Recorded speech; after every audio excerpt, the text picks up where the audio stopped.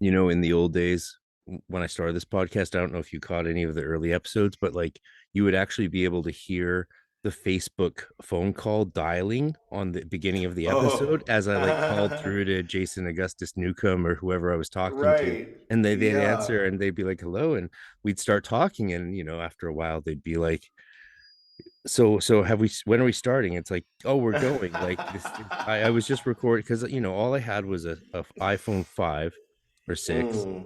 and a room in California when COVID started. And so, I just got us that COVID one at iPhone the bottom of the 6. episode. Yeah, yeah, that's what I'm rocking. Yeah. Yeah, yeah. Nice. Yeah. And It's an I didn't even antique. pay for it. The only thing the last iPhone I paid for is this iPhone 5 I bought for like $50. But this Oh, iPhone nice. 6 was given to me by my ex, and that's like I just this is one way we can fight the nonsense and BS of these corporations with all the built, what's it called when things are built in to break? Oh, right. Planned obsolescence. Yeah, we can Yeah, fight that yeah. by just being, what's the word? 10 years behind. I don't know. No, I think that the six was that was like 2012, wasn't it? In 2013, something. Yeah, something like Because that. I had to get mine because I started working at a yoga studio and they were like, okay, we're all gonna use this one app to keep our schedules in line. So if you need a substitute, then just pull up this app and then, let them know, blah, blah, blah, and we'll all get notified. And so but that app was for the iPhone. I'm like, what kind of weird community have I gotten involved in that they're just assuming everybody has an iPhone? So that's how I ended up having to get that iPhone 6. And then nobody, not even once, used the app. Everybody just texted each other. I think I totally like just zoned out over it when you first start talking about phones. But that's because I smoked it's morning for you, but it's really late for me. And I Yeah. just smoked a bunch more weed. So this is going to be a fun one. We're going to have a good time. Yeah, and I just woke up like 15 minutes ago. I don't know Yeah. why my alarm didn't go off, and my Bluetooth didn't charge, so I'm using a cord for the first time. Yeah, my early podcast recordings were using the call recorder, that illegal in the United States app, Mm. because you have to have permission from everybody getting recorded, and it automatically was recording every phone call that I had, so it's illegal in the U.S. So you had to like say, I swear to God that I'm not in the US, or I swear that this is legal in my country. And anyway, so, and the Yeah. sound quality wasn't very good for I those first few I episodes. wanted actually when I started the podcast to just use a phone call recorder app, but Mm. the iPhone doesn't have it built in, so I Ah. had to record Facebook calls with the iPhone Mm. voice recorder. Oh no. And that's how like the first 100 episodes went. It's Nice. like, you got to work with what you have, especially in some sort of insane global pandemic lockdown. Yeah. 2 I weeks to like your stop the hat. spread. Thank you, brother. It's It's a a wizard nice hat. wizard hat. Yeah. Yeah, very cool. I was thinking the An other night, unusual like, card. if I could have chosen the name, I could have called my podcast Wizards and Wine. That would have been more appropriate. But like, Oh because I yeah. didn't think it would go anywhere, I just thought of the first thing that came to mind, which didn't turn up in a Google search, you Mm. know? Just Yes. in case. Just Yes. in case it comes up. Which comes up. Oh, why not? I'll just pour myself a small. It's early in the morning and I don't Is that a drink, so I golden won't. chalice you hold before thee? It is And liturgical that's water, herbal communion tea, wine. Yeah. communion wine. I miss the Manischewitz, man. That's my favorite Oh communion wine is yeah. Yeah, you don't Manischewitz. find that around here. Yeah. Really, they Not a whole have it at the lot, not a whole lot BCM of now. demand for it. Cheers. This is my WB Yates cup. I bought this at his Nice. gravestone. Oh, sweet. Like, so I did automatic writing for a few hours at his gravestone. Then I went and bought these cups and stuff. And this is the one remaining one. Is my voice too loud in your ear? No, it's fine. This is the first time I bothered to use like an actual condenser mic for the podcast. Yeah, it's all good. Well, I had this computer fixed a bit so it could handle it. So hopefully people enjoy that. It might be Yeah, a bit I'm too still loud though. drinking coffee. Mm-hmm. Mix and match here. I don't know what that'll do to my stomach first thing in the morning. So, because I knew we were going to talk tonight, excuse me, I watched the recent episode of Andor just now It with is a dinner. little slow pacing wise, but I do I enjoy where they're was going with zoning out so much throughout that. It was it. insane. Yeah. How boring. That prison though is pretty interesting. I mean, the You idea think of it, the idea of I've already seen Shawshank Redemption. it. With the I electrified know, floor, I haven't I seen know, Shawshank but yeah, Redemption. but I know the story of an old man who dies in prison, and it's very sad. Yes, we've heard that story done at Oh, Academy okay. Award Yeah, I hadn't level. seen that. Like this, Yeah. just if you think about the parts of the show as mini stories, and what they're choosing to tell is so it's not even derivative. It's just like, and here's this Well, movie that you've seen, but really badly done. Here's this kind there's of an plot. overall issue with the new way of like. Okay, have you been watching the Orville? I saw a few episodes. It was really Oh, great. It was great. yeah, the Orville is great because it's sticking to what's familiar to our brains, I think, and you know, possibly objectively better, which is the mostly episodic structure, or at the very least, to have a satisfying arc, a satisfying conflict and resolution inside of one episode, which is something that has kind of gone the way of the dodo. I don't know which show was the first one to do it, but what they do is they take one, maybe two stories and then drag them out over like 10 episodes that are each an hour and a half long, and that's kind of unsatisfying. Yeah, I mean, you have to kind of get into like a lull, like into this sort of like David Lynchy, like, whoa, that was interesting the way they set up a little more for the conflict that's going to come in three more episodes. Like that aspect of it, I can definitely agree is hard to get into at the very least.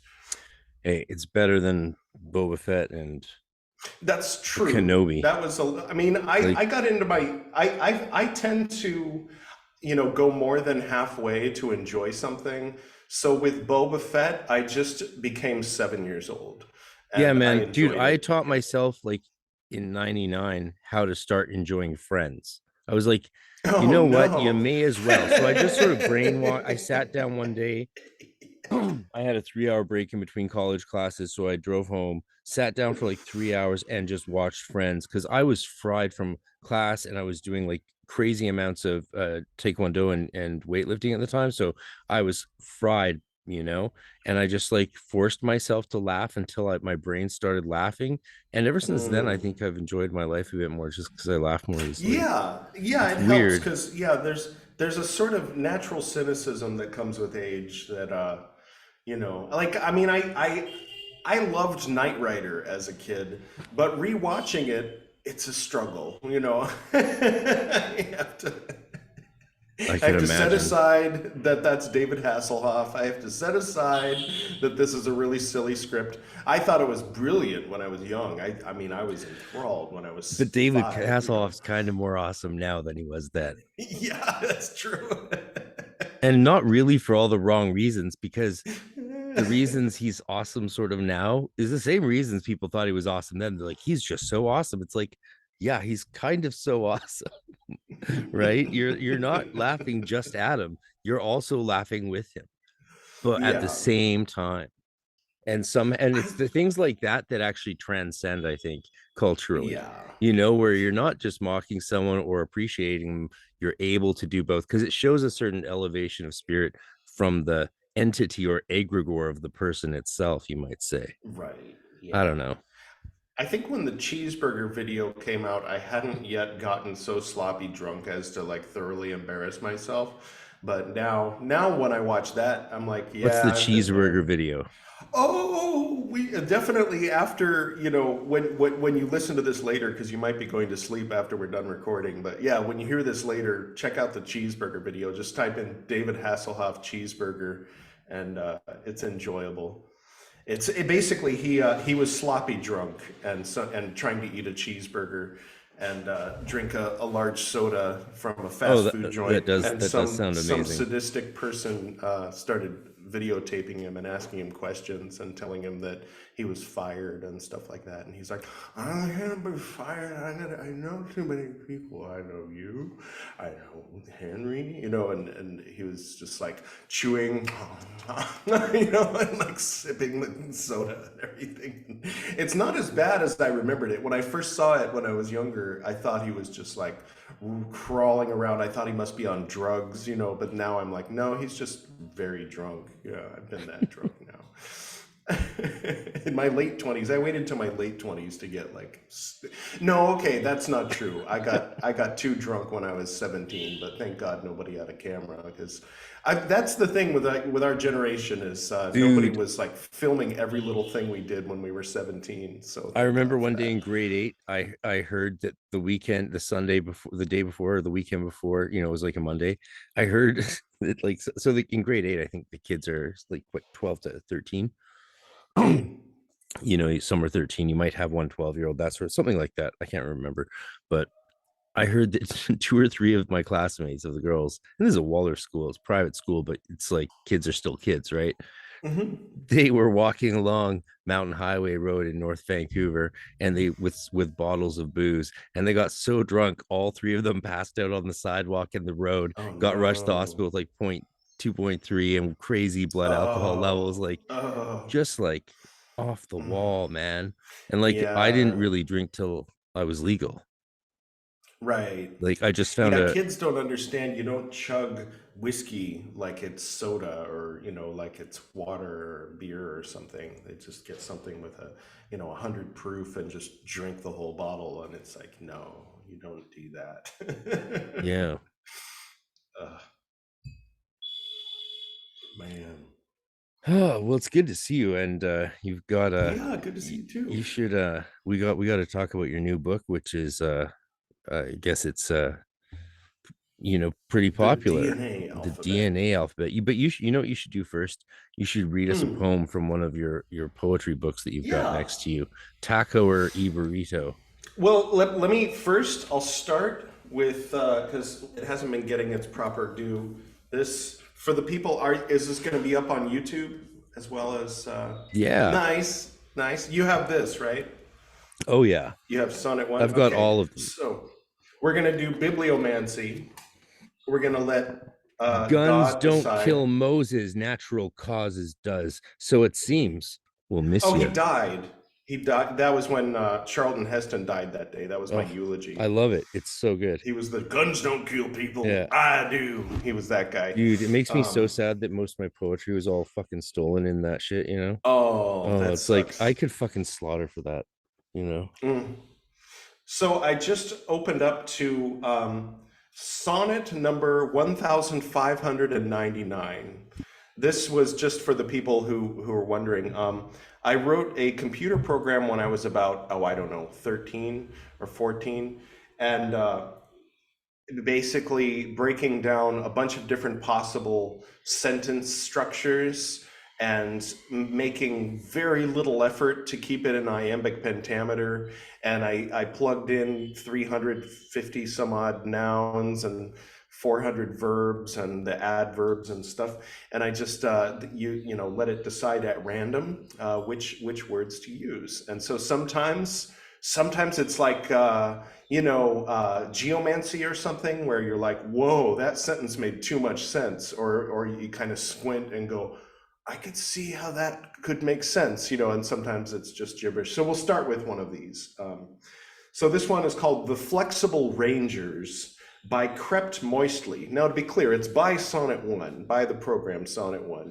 But and I rewrote it. I don't. This isn't the original program, but I think I wrote it pretty much almost exactly the way that it was originally written. Except my dad was helping me. He died when I was 15, but he was helping me plug words in. So we had all kinds of words like beep and mother beeper, and things that aren't very PC these days and stuff like that. So you can imagine it was like rip roaring laughter in 1995 or 1994.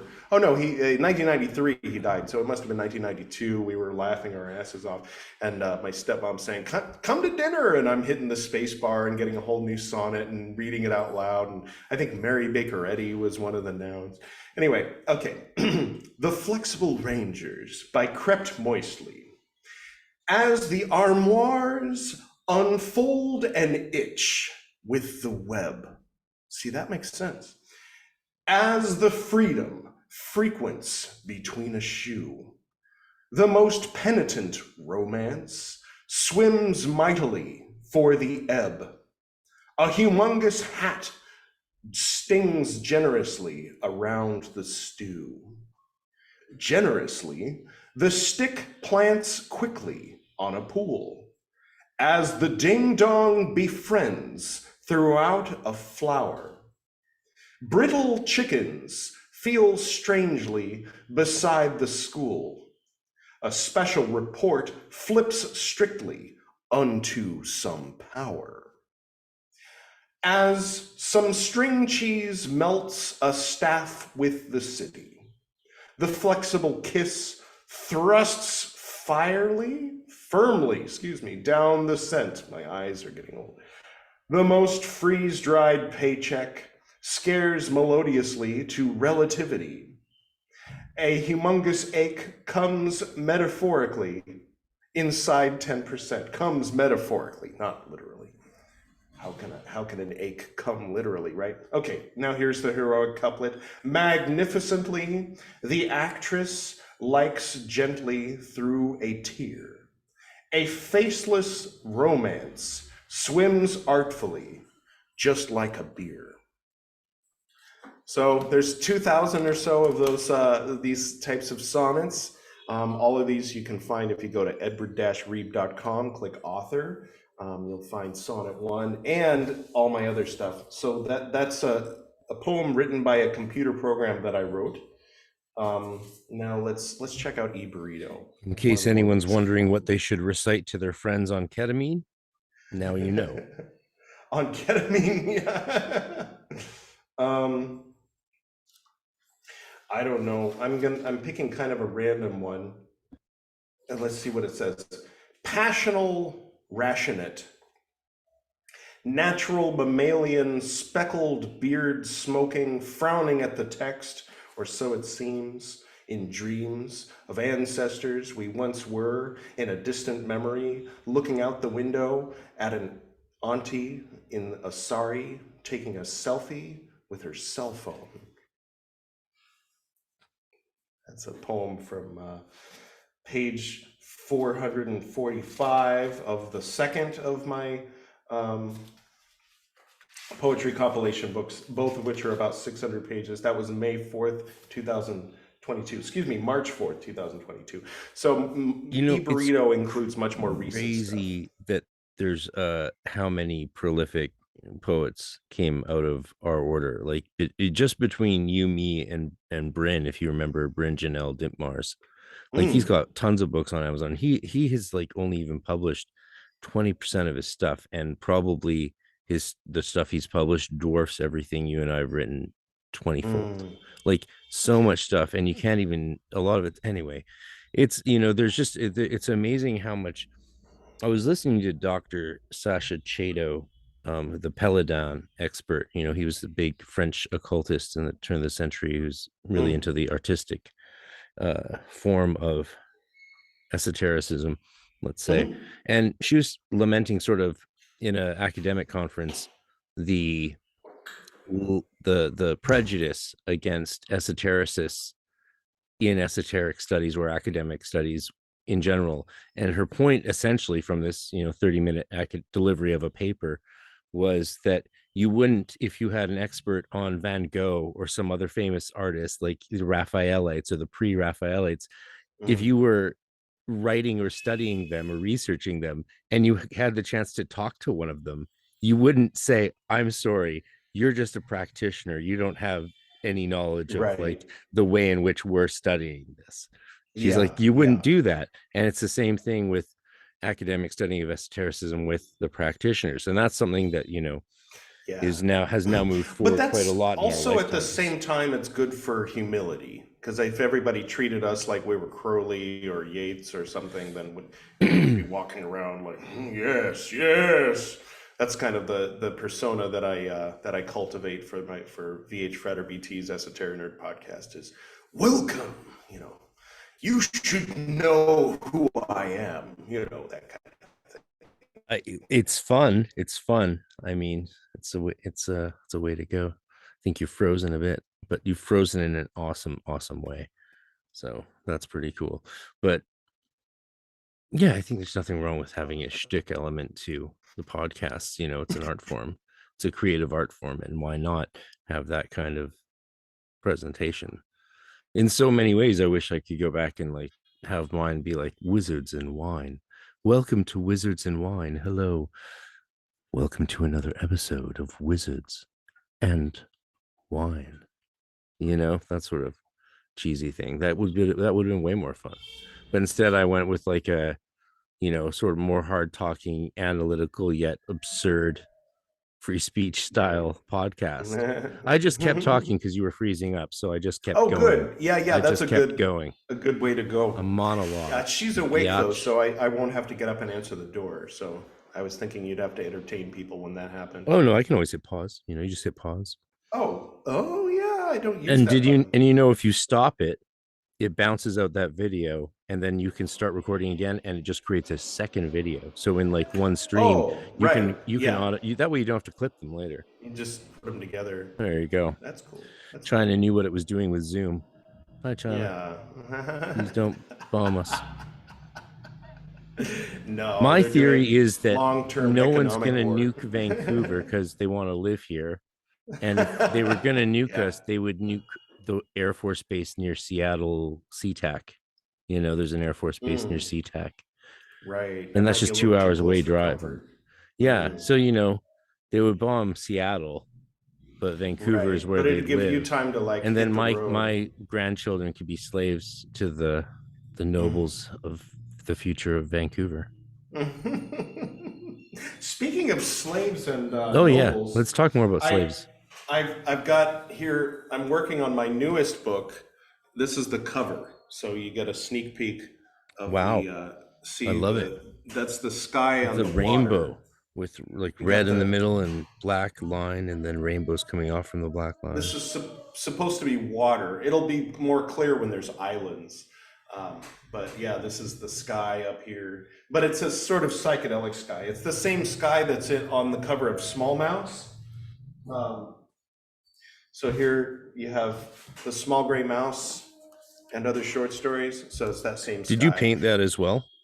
Yeah, Oh but I wow. painted this in 1998.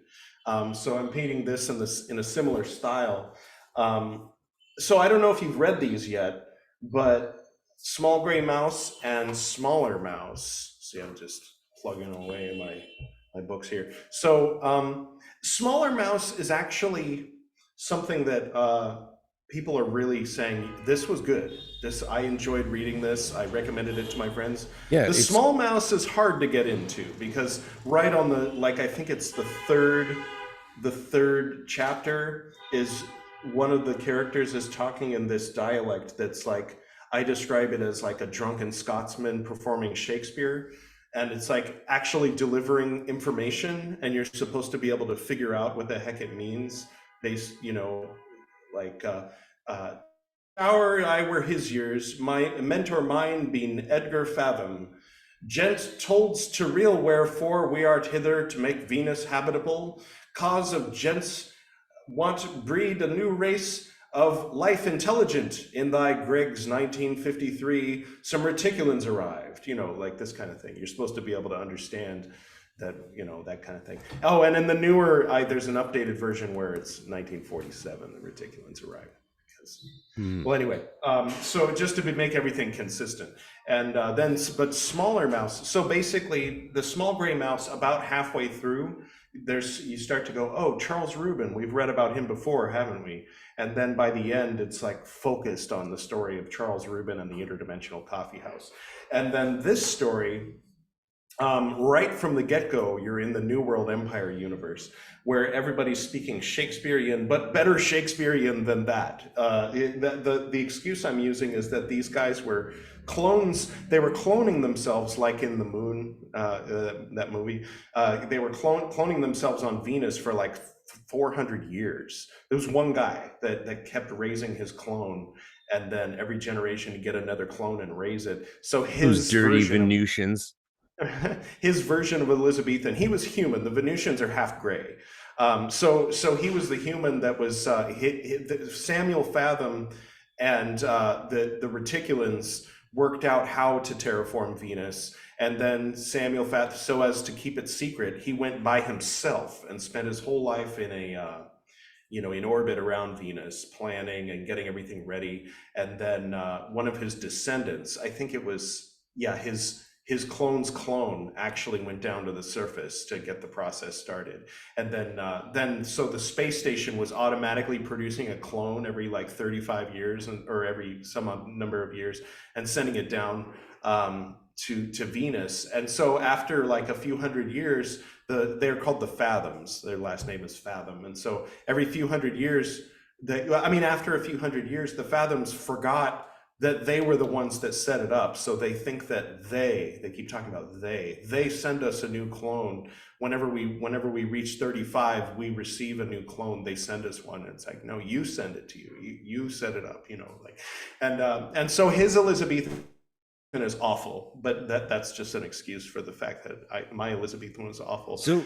And I was like trying to be clever and mix in some French and make it like, well, it's Elizabethan, but like hundreds of years later. The idea is that Henry the Ninth didn't die. Henry VIII lived and became the king, and then Henry X, instead of being King James, obsessed with fixing his reputation by publishing the Bible, he was Henry X, and he was friends with Shakespeare, and he had enough insight, probably due to time travel intervention, that he commissioned Shakespeare to write a dictionary. So Shakespeare, there's a bunch of plays that don't exist because Shakespeare was in there working out a dictionary. And so as a result, everyone in the 23rd century, 25th century is speaking Shakespearean English because the language was standardized in 1604 instead of the mid 1800s. And so that's what's going on in that universe. And so that's called the New World Empire universe. So there's basically two things that go together: coffee house, interdimensional coffee house, and New World Empire. But after reading these two books, you just kind of get a taste. And you're left kind of like wondering more, like, okay, but who is that? How did that happen?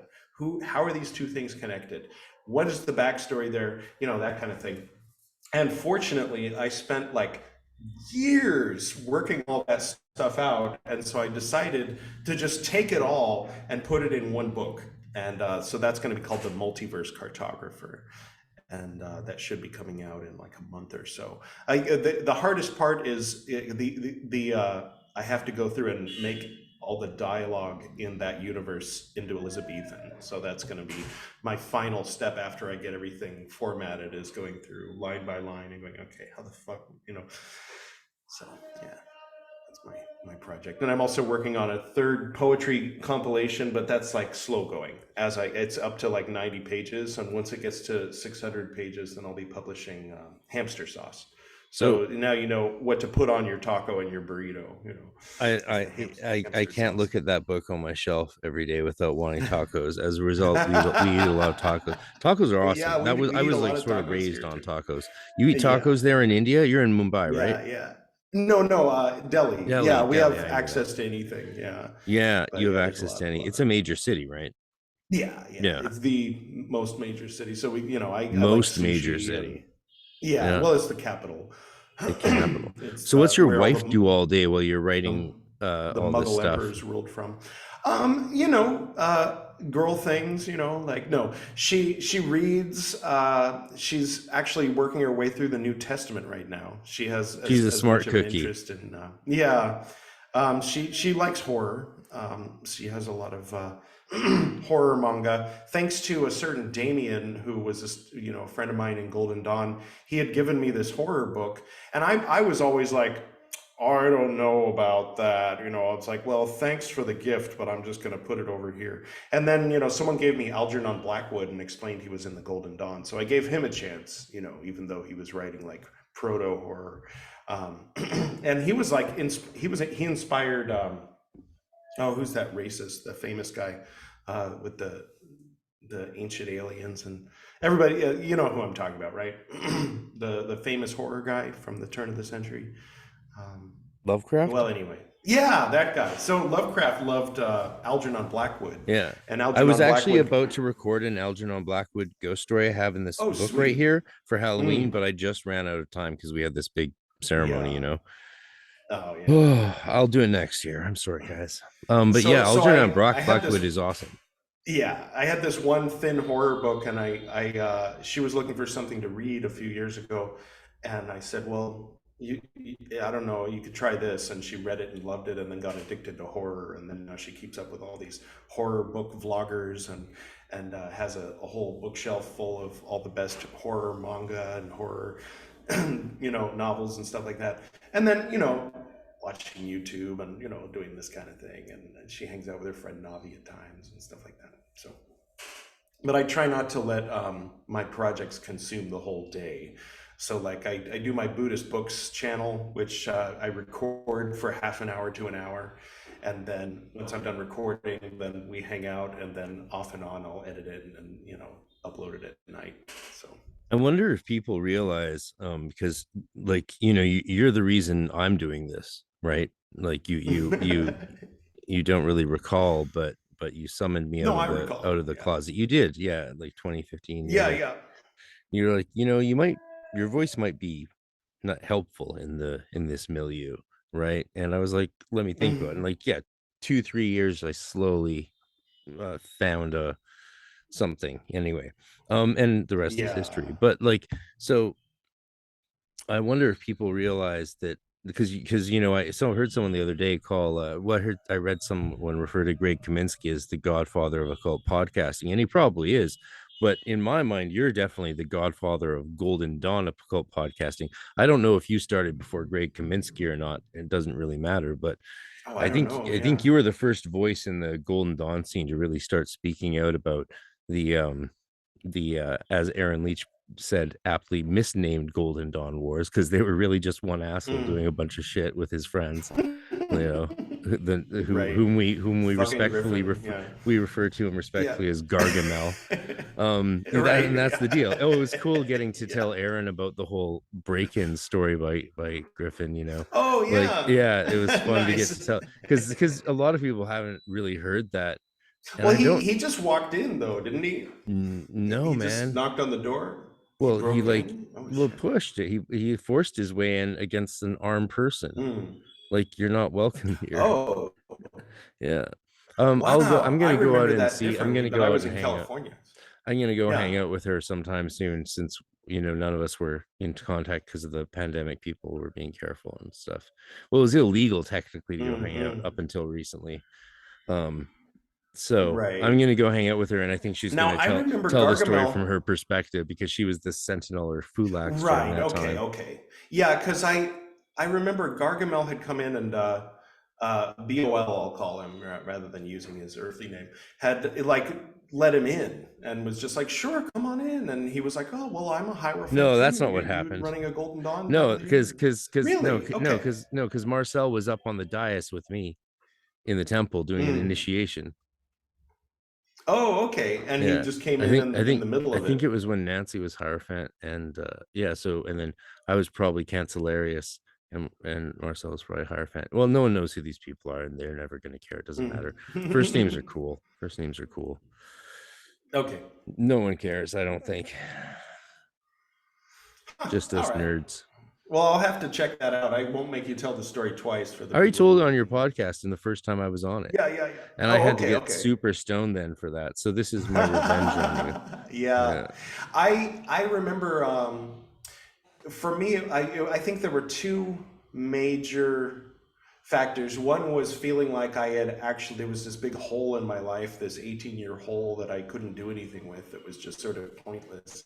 And so I thought that if I did the podcast, that would like give some purpose to those years that I spent doing that.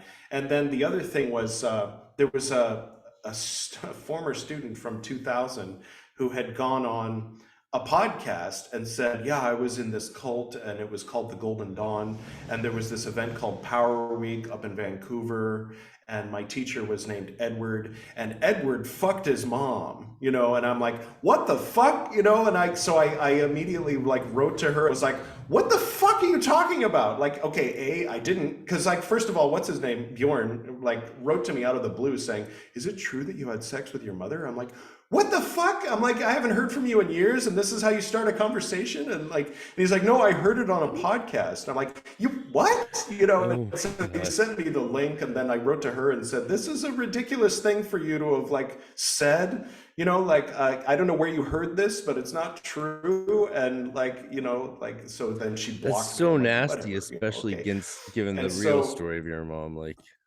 yeah. So I wrote to the podcasters, and I explained and introduced myself and said, I'm Edward, the one being referred to here. There's only one Golden Dawn Order that has Power Weeks, and there's only one Edward that everybody knows, and so people are going to know that this is me. Could you please take the podcast down? I don't think I was that nice about it actually, but they said we'll take the yeah, episode down. So they took the yeah. episode down, and so pretty much probably within a month of that was when I started the Esoterinerd podcast, because I So what wanted year was if that? that was my whole thing when John Brawl outed me and said Gwydion as Edward Reeb. Within a month, I bought Edward. I bought Gwydion.la and said, "Hi, everybody. I'm Edward Reeb. Gwydion is my pen name. Anyway, this is my poetry." And so that's always been my response: is if people are talking about publicly on the internet, I'd rather be the one talking about me publicly on the internet. So that's like, you know, if it seems odd, like, why is this guy, that was the original impetus of becoming so prolific, is if people are going to get information about me, they're going to get it from me, even if it's bad information, even if it shows me in a negative light. I at least wanted to have come out of my mouth. Let my own words condemn me, not some asshole. So Better to be hated for who you are than loved for who you're not. yeah, exactly. Yeah, yeah. So that and a few other things combined to.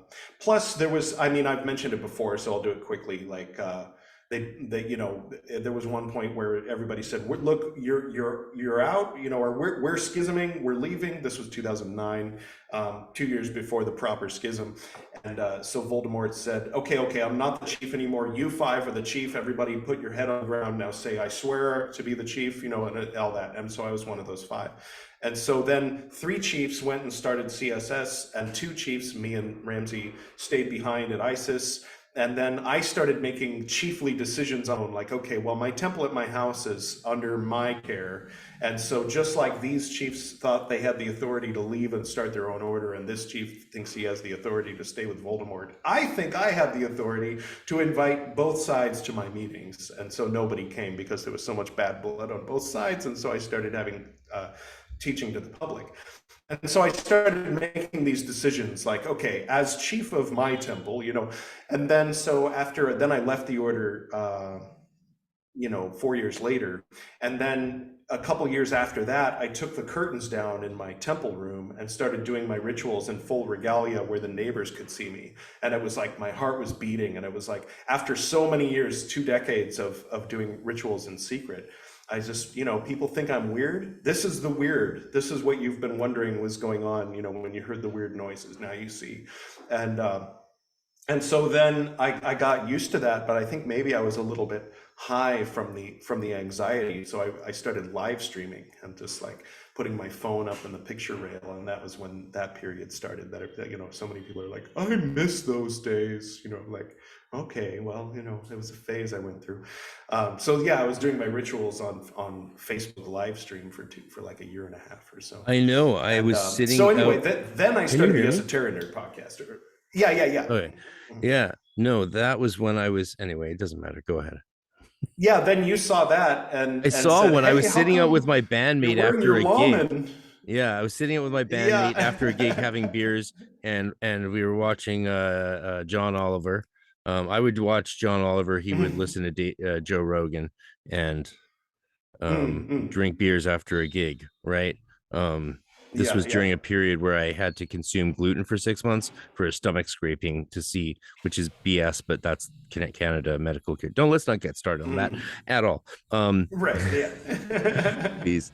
So and my phone, like, you were doing this ritual. I was like, this, I know this second order ritual. You're live streaming. I was just blown away. I think we've talked about this on the Yeah. podcast before, but it's always Yeah, but for the others, interesting how yeah, yeah. these things happen, how the little pebbles that roll down to cause the avalanche in these life changes, Yeah. because that Yeah. was really the pebble that And was then like, yeah. maybe there is a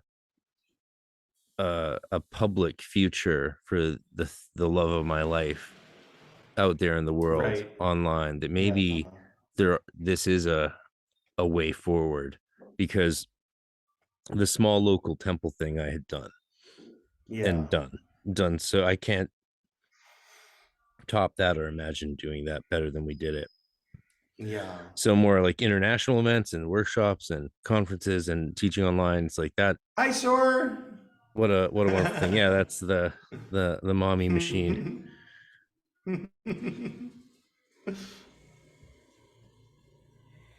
She would wait. Yeah, good times. So yeah, so those are the color, the Rainbow Sky books. Three of them. Third one hasn't come out yet. Taco and Burrito. I don't know if you guys want to hear more poetry, but I can move along to. I think not enough. This one doesn't get enough love. Thomas and the Wolf. It's got too many red herrings, and the red herrings are like dynamite red herrings, like super acidic, hot. I'm like, just to distract people from the story, I have a leftist YouTuber meet the QAnon shaman, and so people can't get past that. I think just as like, well, I'm going to tell a story of reincarnation and the reconciliation of father and son, but the son is old and the father is young. But I'll make it a leftist YouTuber and the QAnon shaman, just to make it pertinent to today's society, and so it's weird, it's odd, but I recommend it. It's a short read, Thomas and the Wolf. You can always check it out on Everyone Kindle. I know who's read that really enjoyed it. I really enjoyed it. Oh, And good. yeah, Oh, okay, okay, yeah, yeah, yeah. it's a good It's one. not actually Thomas the and the Wolf. QAnon shaman. It's an alternate universe. Thomas and the Wolf. Yeah, but this is the new one. This is the The first book I've DNA published alphabet. as very honored Frater BT. Yes. Yeah, sweet. Yeah. Woo. And So you were complaining about the printing, but the yeah. printing in mine looks great. It's probably Oh, because good. yours was probably So printed like, in whatever strange place they no, print they get them. printed in the same place and shipped out here. So on page 38 at the top on the right, does it just have a little circle by itself and then a little line under it? Yeah. Oh, I see. Yeah, that's the problem. It Yeah, should there's have supposed to be a a. vertical line Well, connecting the that circle. sucks because Otherwise, that's got to make it yeah, that's hard. like, That's got to make it hard for accuracy. yeah, exactly. So I have a new version. So anybody who bought it November 3rd or after, there should be all the vertical lines where they should be. So it's a Yeah. very minor issue, but it's an issue. And so yeah, that episode 124, I go through and say where all those vertical lines are. Nice. So tell And us about what this is, how you came up with it, and all of that yeah, jazz in sure. the So sexiest back in the voice you day, can. back in the day, I think I in the book I said that I was a junior in high school, but when I thought about it, I think it was the beginning of my senior year in high school, and we were going over, basic introduction like you do in high school. They do introduction to this, introduction to that, so very basic molecular biology. And they were talking about the DNA, and I became fascinated partly because I was in practicus.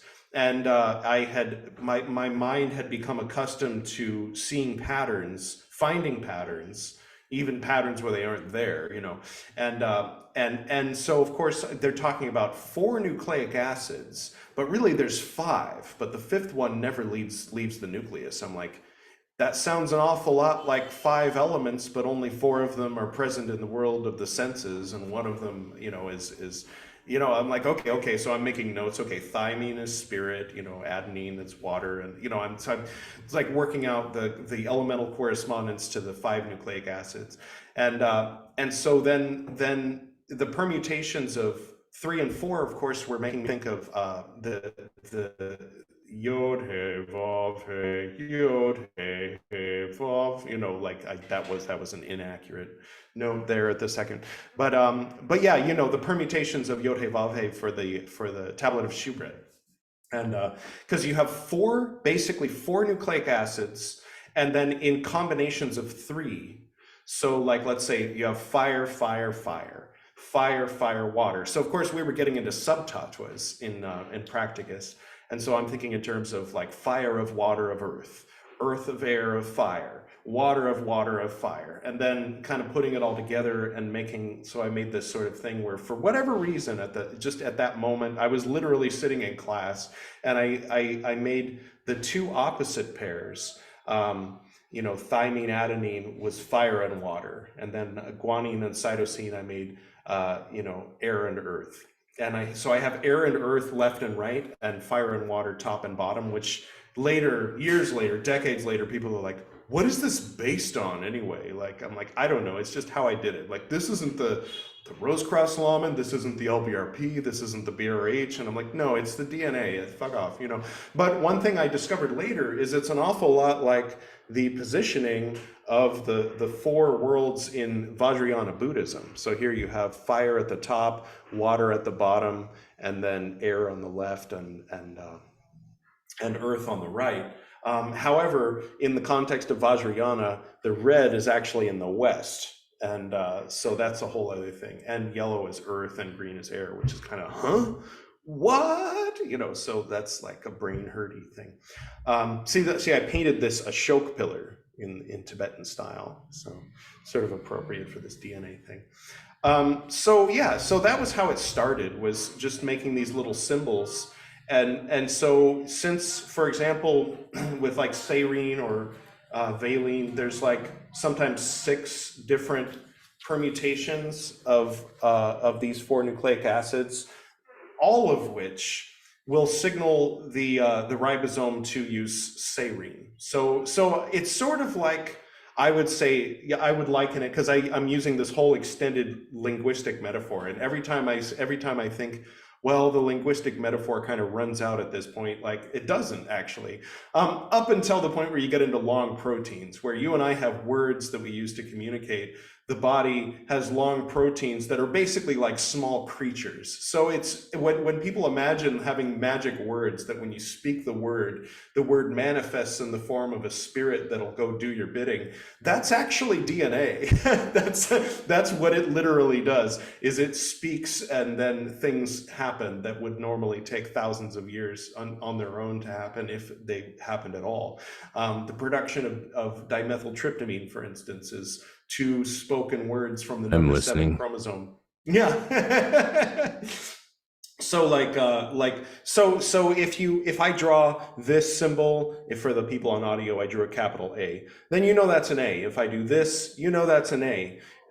So 2 different ways of saying the same letter. So in a similar way, serine, uracil, adenine, guanine, uracil, or adenine, guanine, cytosine, they're both serine, and so kind of it tends to work out that the more common letters, the more common amino acids in sequences, have more ways that these permutations of 4 nucleic acids, because if you do the math, there's 64, because it's 4 cubed.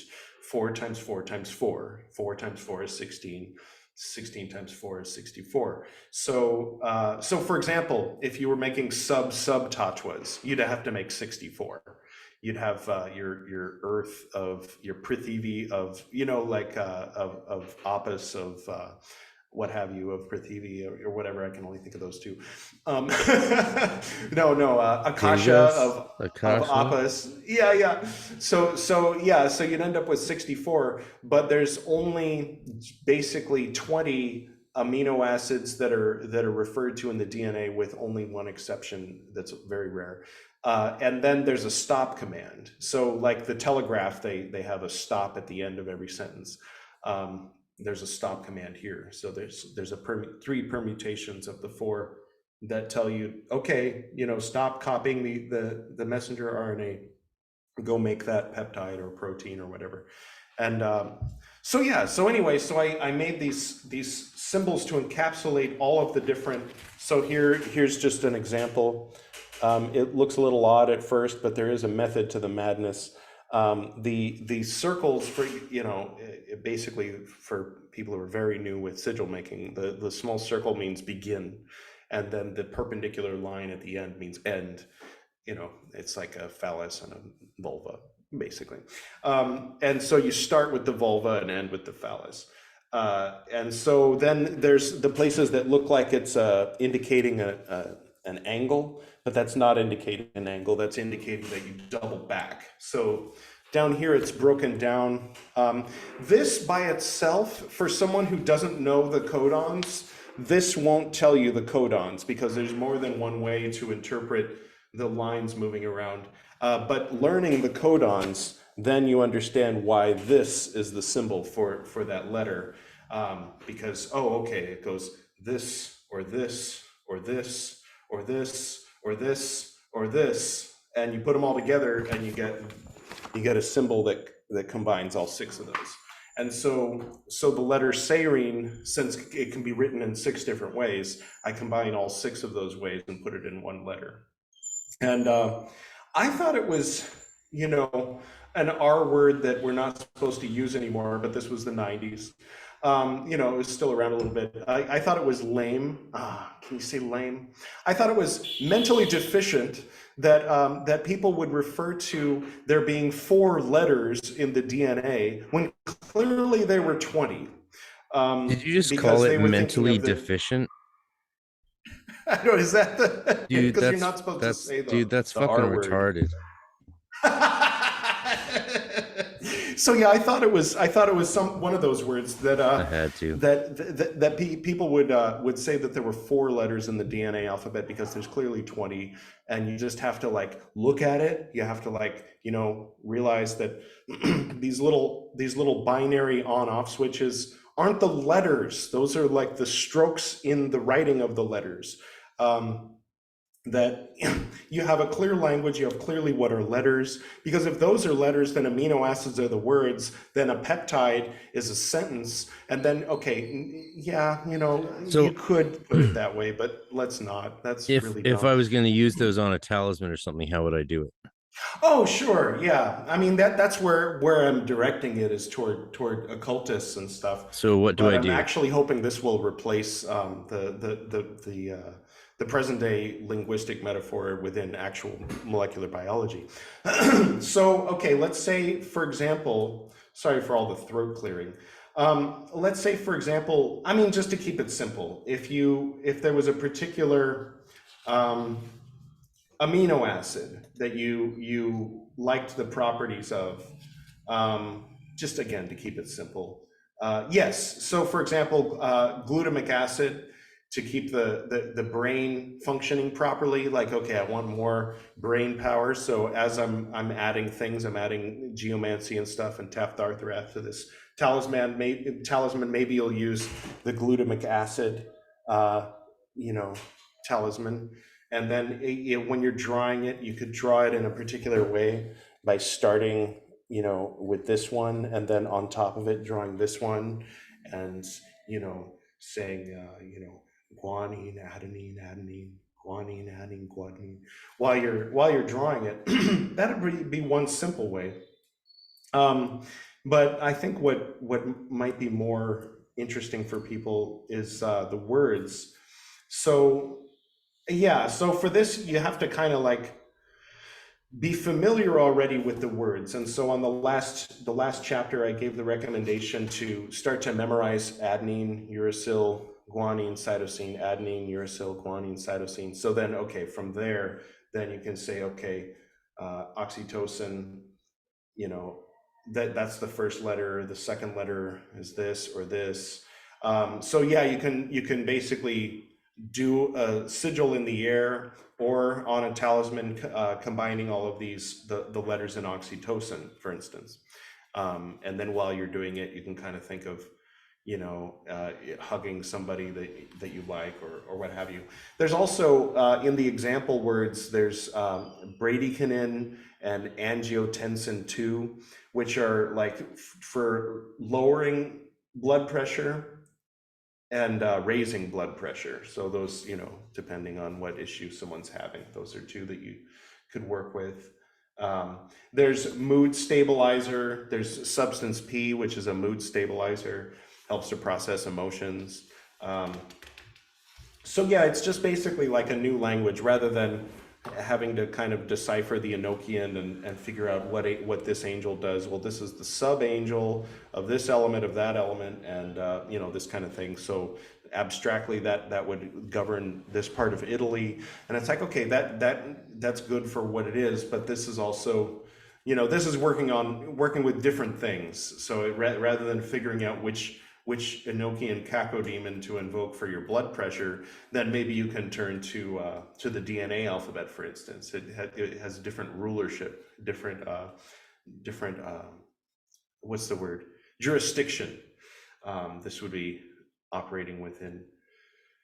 So yeah, that's the idea. I leave it. It's not a complete system. It's the beginning of a system. So this is just like introducing these concepts, and then if somebody wants to take it and run with it, I gave like 8 or 7 example words, example peptides, and just kind of the background and concept behind why I did it the way I did it, why I chose top, bottom, left, and right for these particular nucleic acids, and then, of course, the longer enzymes, the one that's on the back, for instance, which are responsible for the production of dimethyltryptamine, kind of to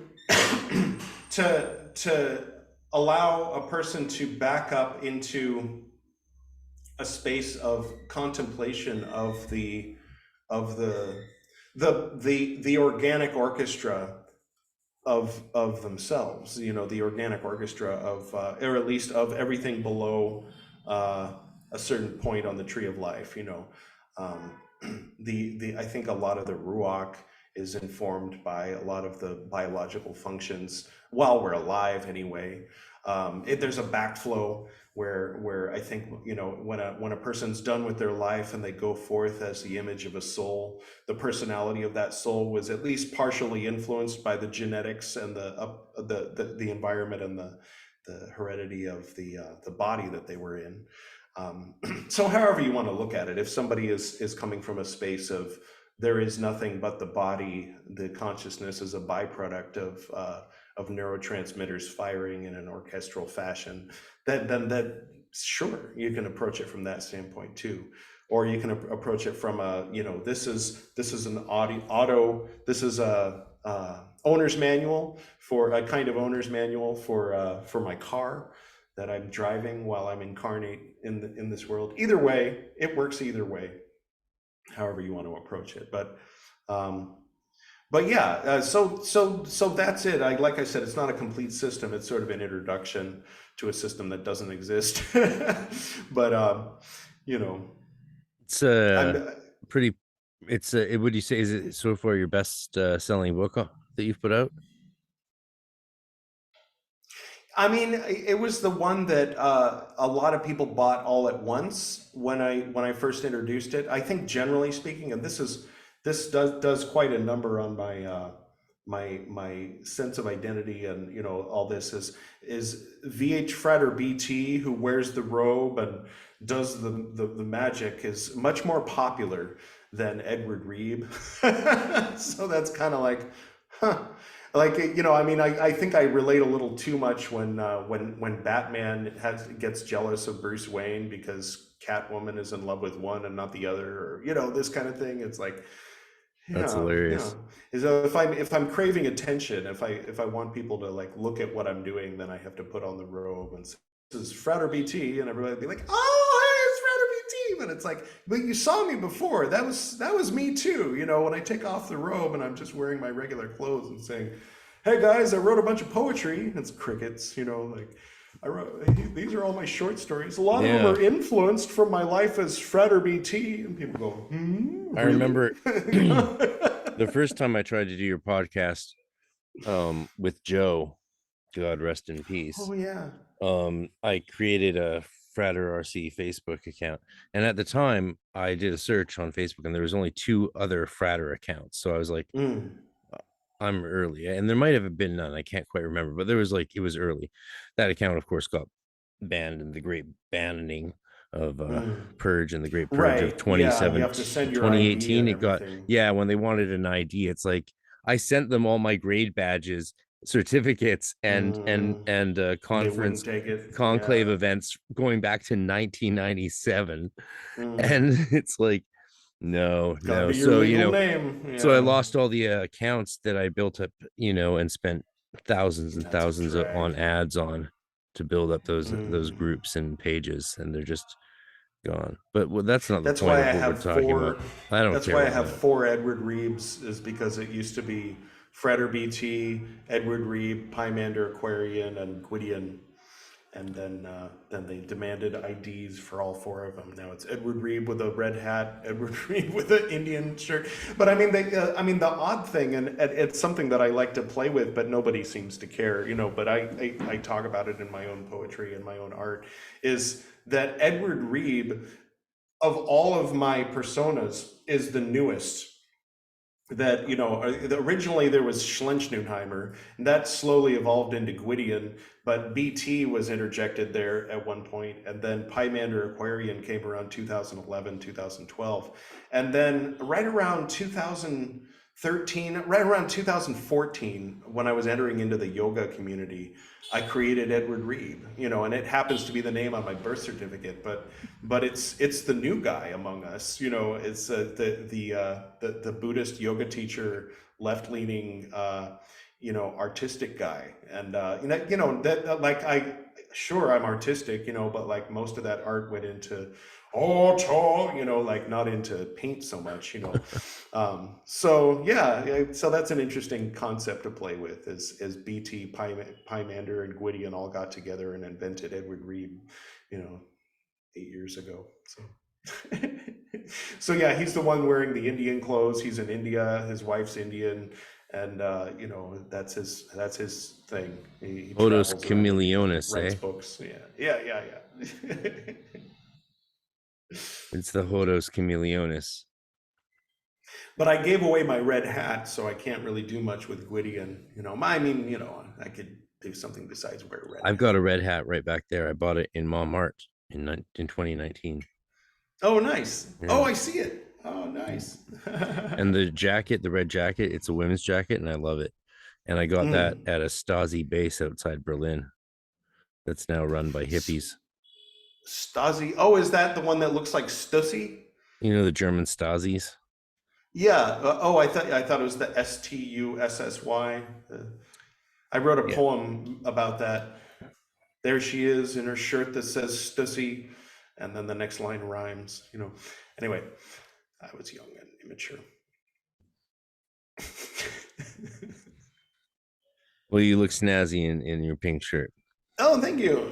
My Yeah. kurta. This was Yeah. my formal wear on Diwali. I was gonna say, you do all these things out of a profound passion, though. They're not That's true. Yeah, they're costumes you not put randomly on for selected. play, right? That's the Right. thing. You're expressing very deep seated and deeply practiced forms of spirituality that have Right, but defined also who a you deep are. interpretation of acting that kind of like takes it back into the Eleusis rites. That Thespis was an oathbreaker who put on his god costume in the Colosseum in front of everybody, and invented drama. So I was because I was an actor as a kid, and I Yeah. sort of Yeah. piss off Nineveh a little bit. I emulate my proctor in that way. No, I'm just kidding. Not directly, Did but you it does piss know? him off. Are you talking about Frater Ka? Yeah. No, he Was he he didn't like was he my your old proctor? proctor. No. No, no, no, no. He didn't like my old proctor, AKHV, who went on to become a high-ranking person in one of the mainstream Christian orders. We'll talk afterward. But anyway, so yeah, he says, well, he's probably just acting like he was, as an adept. He just approaches it as an actor. He doesn't take it seriously. It's like, Yeah, I'm like, well, fuck you. You know, I have more loyalty to him than I do to you, sir. You know, so Yeah, you know, sort there's of like that makes me want to dress up more and act more and yeah, be more into it. there's a little tension between the mystery school, the mystery play, and the initiation of the mystery schools, even though they're the exact same thing in origin, Right. right? But Mm, there's a little mm, tension between those two things today. So you see in the yeah. Scottish rite, often the advanced like degrees you go through up to 33rd or 30th through watching them performed as mystery plays, very similar to what Rudolf Steiner had in the Waldorf schools, but also in the Memphis Mizraim rites, I believe, Mm. of like that Masonic branch. And By the way, if you're listening, I mean no disrespect, Nineveh. I know I said screw you, but I he was is, just sort I of cartooning, you guarantee know. Nineveh Shadrach does not listen to Yeah, our he's podcast. focused on his gin thing. Yeah, he's doing Here in good India, stuff, people man. people get a little uptight if you say jinn. It's sort of like walking into a church and saying, "Yeah, I was talking to Satan today." You know, like in the Midwest in the Bible Belt or something. People say, "Don't say that." Don't, you know, like you'll attract one. You know. So I right next to me, I got this new moleskin for 18-month planner for like the Mm, next year because things are getting busy. But I needed a pen for it. I was like, I need a special planner pen. And I was at the dollar mm. store today, and I found this pen. Let me show it to you. Here, I got a prep now. And Nice. it's a syringe pen at the dollar store That's for fun. 2.49. Dollar stores in Sweet. Canada are not for $1. Yeah, I like it. I love it. It's so I can keep track of my 10th, 11th, and 12th booster shot. Right. Yeah, because Well, if you 149 in get all Canada, the isn't that boosters, $1 US? Yeah, I'm just kidding. it stops it. It stops it. You can't Yeah, transmit. You can't get it. We right, already have a right. COVID warning, so we're off the hook for future jokes. Plus, we talked about DMT, so we're already demonetized. So it's Yeah, a it's no all right. holds bar tonight, brother. It's no holds bar. Let's like fucking let's talk about some shit. What's troubling you about everything? Um, And I don't necessarily mean in the world. yeah, sorry, just turning on the You could AC. It could be about your own journey. Well, yeah, I'm What's not. fucking what's rubbing your I, egg? I have a problem with mortality when I'm in love and enjoying my life situation and circumstances. You know, where I have no problem with it when I'm like borderline suicidal and Oh single. damn! But You both your know, parents died young, so that's got to weigh on your mind. That's crazy, oh, right? I'm not talking about them. That's been a while, but no, I mean my own mortality. Do you worry I about dying young because your parents both died when you were Well, young? I used to, Yeah, but but you're good I'm now. keeping relatively healthy. But I don't even Yeah. like the idea of dying at 90. You know, that's the thing. Is Dude, my grandma I just died at 100 and she was begging to oh go. She was like, I'm tired of this. I want to die. But then yeah, she got COVID and she was fine. It didn't kill her. And then she took some pills wow, like a month later in the nursing home to go to sleep and just didn't wake up. oh Well, she didn't kill man, herself at all, but like, you right, know, right, I'm sure she was in pain or just yeah, bored. Bored. tough Can you imagine DNA, being 100 years yeah. old? Well, the Like body starts to really give out. I mean, I've noticed it just being in my 40s. You know, I'm sure you she have too. That she when was we're in our four foot 20s, 11. She was four mm, foot 11 before she got old. oh wow, So I didn't get to see her the last 10 years, sadly. But like she must have just been a little like I talked to her on her 100th birthday over Zoom and it was great to see her and stuff. But she's like, I was like, how are you, Grandma? She's like, I'm ready to go now. Even though she was out yeah. partying and drinking. Yeah, 100 years old, smoked and drank her whole life. yeah, well, that's comforting. Irish But yeah, stock. I'm definitely nowhere near ready. And I mean, I think I get part of it is like, yeah, you know, I feel like there's not enough time to do everything I want to do, Right. which is a good thing. It's a good thing. I mean, it's better Dude, that than I'm the pissed off opposite, about that. you I'm know? pissed off. Like I've got Yeah. everything I'm studying, everything I have studied that I want to go back to a little bit and touch on, everything Mm, I'm going to study, and it's not enough time. Like I'm yeah. every day my mind is cutting things from it that I can't do, trimming down off the fat. But I don't want to trim the fat. The fat is good. And it as it turns Mm, out, unlike we were told in the 80s. Good for you. That's one of the motivations at this point for the podcasts and the books. I think is to put things out there because I'm not going to be here talking forever. In fact, I was going to mention this. This is something I for some reason I thought I would mention this, but now it's coming up in context in conversation, which is that the vast majority of people who watch or listen to this conversation we're having right now are going to be after we're both dead. Vast majority, over 99% You're of the very people who listen optimistic to about the this. internet, man. I don't think my early You think the episodes whole get thing's many going to views. crumble? No, Well, I like think that there's no, at just least like a good solid 95% chance that okay. that this is going to still be around in I 400 well, years. how many people listen to your early episodes still? No, I'm talking about after we're dead. Yeah, but Nobody's even once, interested in us why while would we're people? alive. You think that's how it is? I don't think that's how it is. I think this stuff will vanish. Man, all the work I did for online music journalist, like as a rock journalist Mm, for all those years, mm. all the articles I wrote, all the blogs I had on personal websites from Oh, for blogs, my yeah. all my I put all my main stuff on the Internet everything I Archive. yeah, me too. From 2005 to Mm, 2014, all that stuff is gone. I can't because mm, and I got robbed, so I lost my personal copies and computers and hard mm. drives. But none of it. But then eventually, it was just all taken off the internet, and there was nothing I could do about it. It's just gone. Off the Internet Yeah, Archive? it's gone. There's no archive of it. Everyone's like, it's No, no, internet's the for Internet Archive. internet's. It's a website, Yeah, archive.org. it's not there. There's none of it's there. None of it's there. None of my old work is there. And It this got is taken. No, tons. I don't mean like the automatic backup, the snapshots they take. I have an account and I upload everything there. So, like every time I upload a video to YouTube, I upload it to the Internet My Archive. point is, the internet is not forever because Okay. all my shit's Well, then gone. I can't go into this to the basic because that's one of the basic premises behind the rest of what I was going to say that we'd have to both agree on Well, okay, in let's order to pretend I move agree. forward. Okay, yes. So these conversations, no. Back to the future. So Right. zoom back, and so here's my actual. Pretend I said this. That's true. Like, yes, that will be on the Oldies Occult podcast network on people's Right. Neuralink implants, and there'll Yeah, yeah. be So people who something. so if we assume a little bit of population growth, just a little bit, then it's safe to say that at some point there'll be 50 billion people living on more than one planet.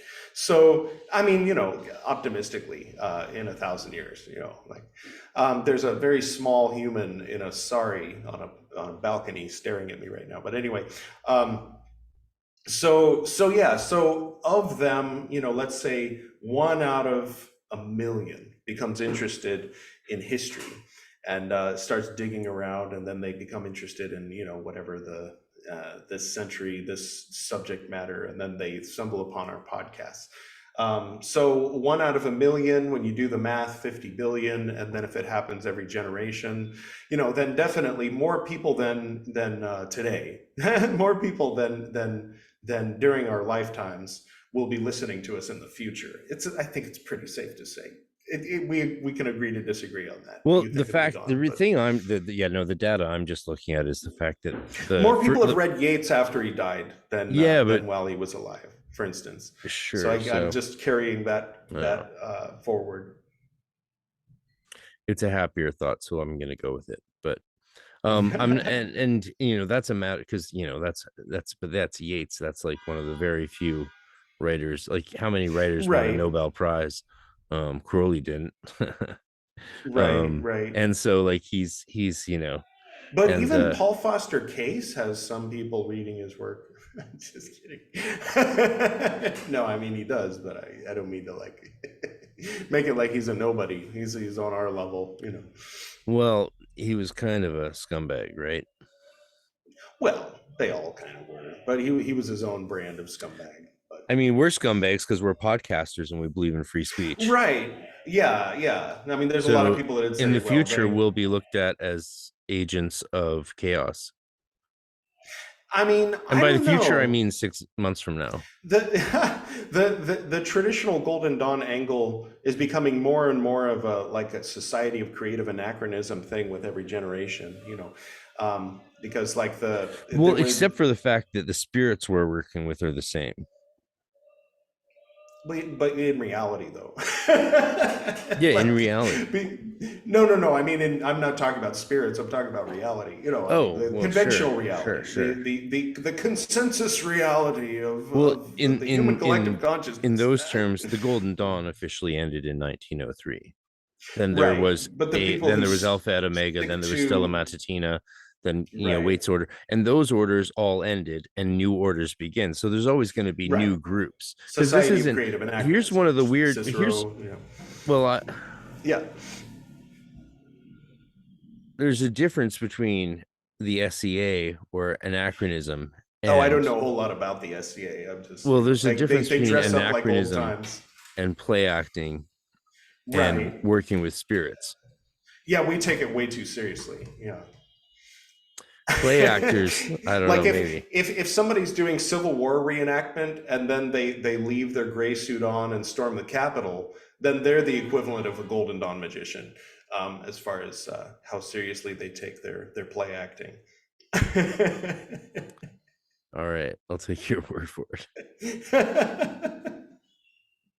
Very seriously, taking very seriously the Victorian approach to ceremonial magic, and then, getting mad at people for breaking their I'm not vows sure and they stuff like took it that. more seriously than, for example, we did. Yeah, I don't know. Like, I think They they, seem to, I mean, like Waite and them, I mean, they didn't have a copyright thing to worry about. They think it was literally the deadly and hostile stream of power that kept them from just using Book T but symbolism for like, their we tarot were cards. very monastic in our regimentation of regalia and robes and nemesis, and That's true. Yeah, they yeah. could have they just wore gowns, and if you wore a nemesis, it had no tail, and you didn't necessarily wear one. Apparently, they were very laissez-faire and just Right. whatever, and probably quite a bit more Masonic than we realize. Is my Yeah. guess. But as far as secrecy and stuff like that, I mean, people, I think inside in the group at the time of being Well, in the group, people take they the got they had secrecy to very, read their very initiations in seriously. court, so they failed on the secrecy part. Right. But then wasn't it just Mathers that did that? Or he was talking about it in the newspaper anyway.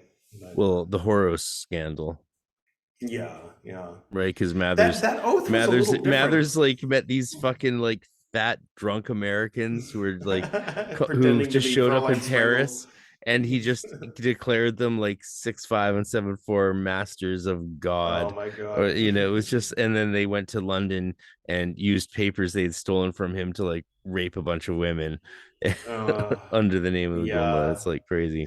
They were doing some kind of weird hypnotism thing, weren't they? And their Drugging oath, women, and she would watch while her right? husband raped them. Oh, Jesus. There was one thing I remember from that story was that they seem to have added to their oath, "I will not read anything that hasn't been revealed to me yet," which that wasn't in our oath, but there was sort of an understanding about that in the old days, in the mid '90s, in Temple of Isis. You weren't supposed to read ahead. Like now that you're in the order, you're not allowed to read all of these published works, like that kind of thing. Wait until it's revealed to you. It wasn't really an allowed thing, but it was made clear to me, and I was like being very obedient at the time, and I sort of programmed myself and brainwashed myself into adhering to that behavior, so that by the time that I would have been interested in breaking that, like it was you can read ahead, but then you won't be getting the authentic experience. That the best way to learn these things is to learn them from us, in class, in ritual, in ceremony.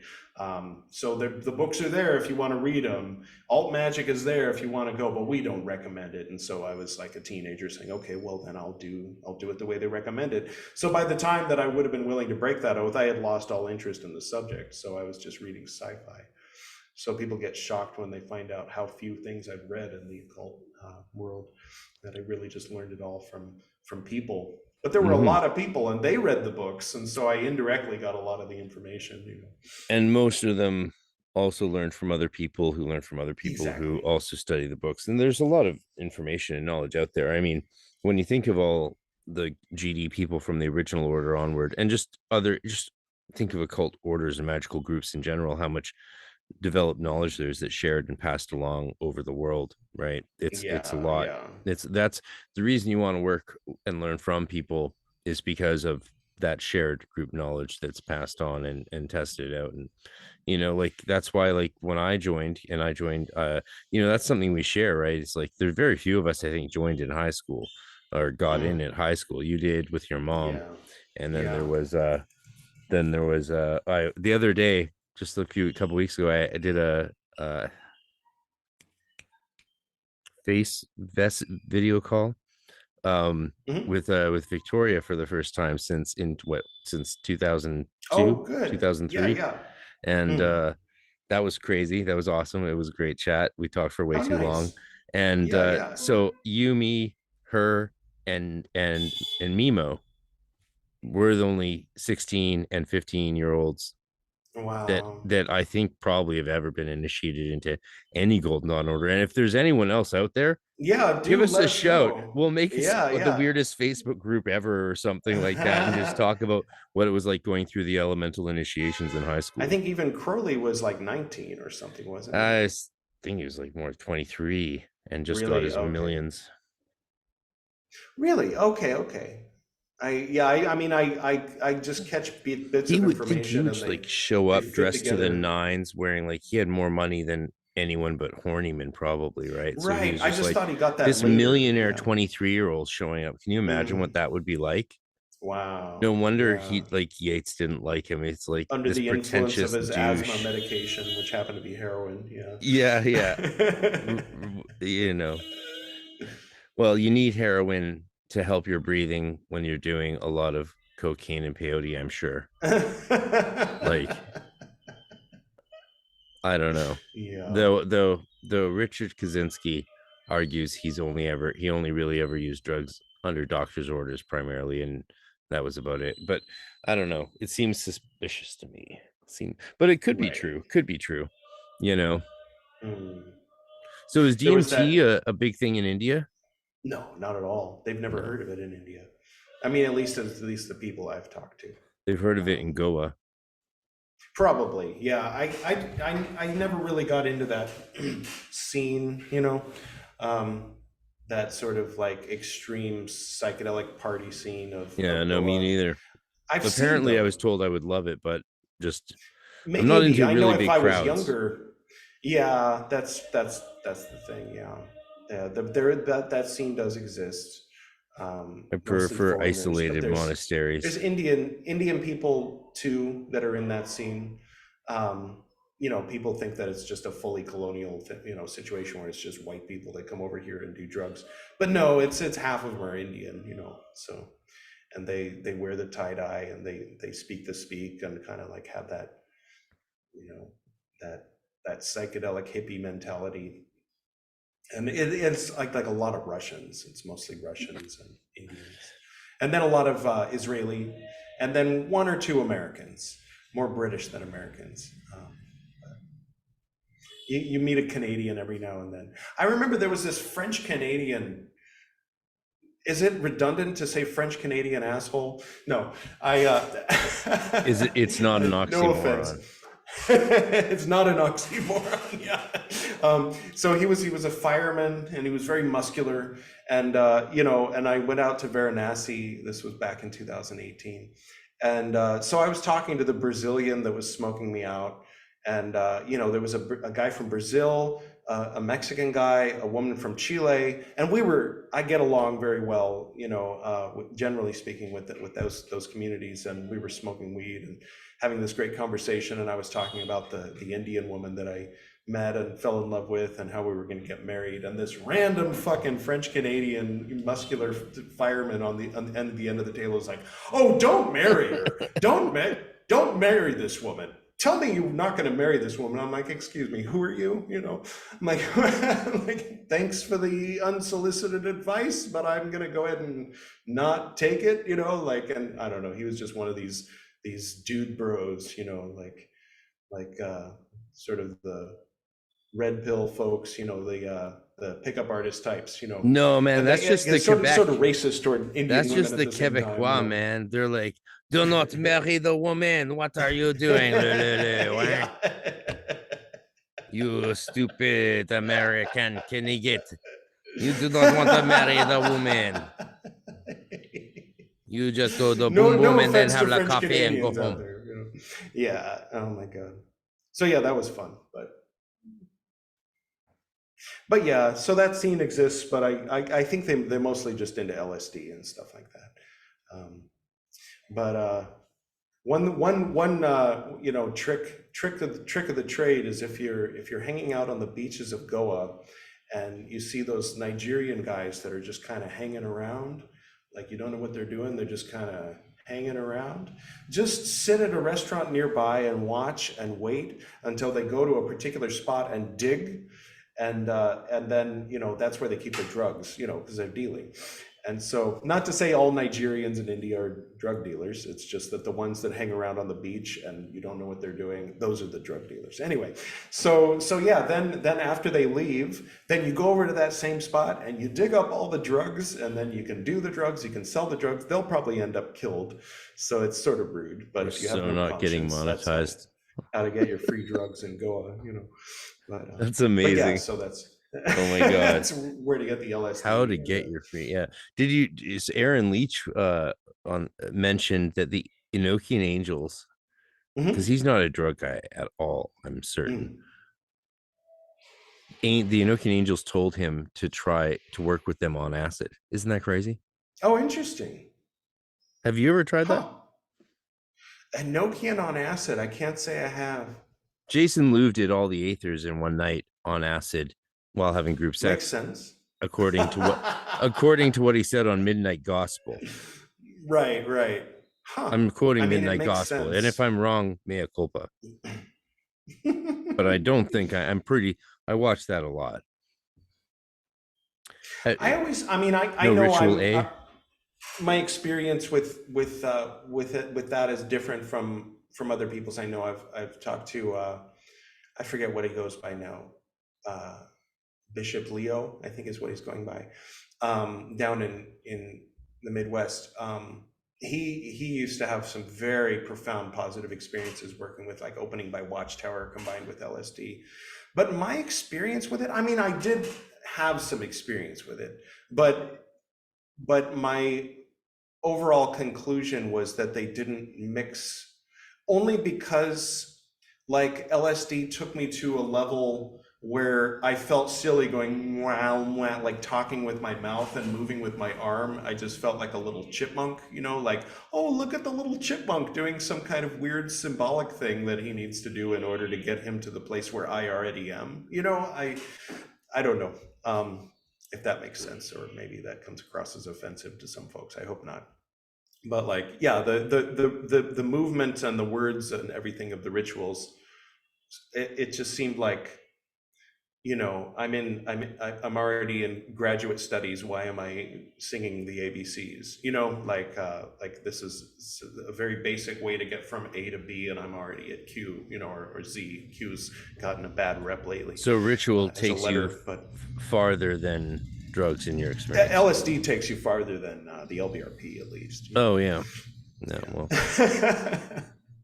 Yeah. I But I mean, think someone doing the bornless, dead sober, I mean not dead, but you know, clean sober, doing the bornless ritual, putting their all into it is going to get further than a 13-year-old dropping acid at a party. You know, so it's context is important too. But I set and think setting. yeah, exactly, yeah, yeah. But as for, like, being quiet and contemplative and meditative and sitting somewhere where you can see the sky and and the greenery around you, you know, under the influence of LSD or something like that, I think for me it would get me further than ritual. But I think even from the very beginning there was a performative aspect to ritual, and becoming a teacher at a young age, um, it I think it tainted my work, uh, because I never got to enjoy, like some people become ceremonial magicians and just practice ceremonial magic and then write it down in their journal. You know, I did this ritual for the 2000th time, and this time I did it this way, and these were the results. Cool. All right, now I'm going to go have lunch with my family. For me, 99% of the time I was doing ritual, I was instructing somebody else on how to do the ritual, or I was doing it in a way that like I'm dressed as the high-risk and I want to kind of impress everybody as I'm doing the ritual. So I think that that doesn't mix with LSD is the thing. The performative ritual with the assumption of hierarchy doesn't mix with LSD. I want to talk more about us teaching at young ages as we did. Yeah. That would be interesting. But also, I'm curious about the performative element because for me, I noticed a really distinct thing that in the Golden Dawn that was didn't really phase me at all because I had already done my own little high school Wiccan coven.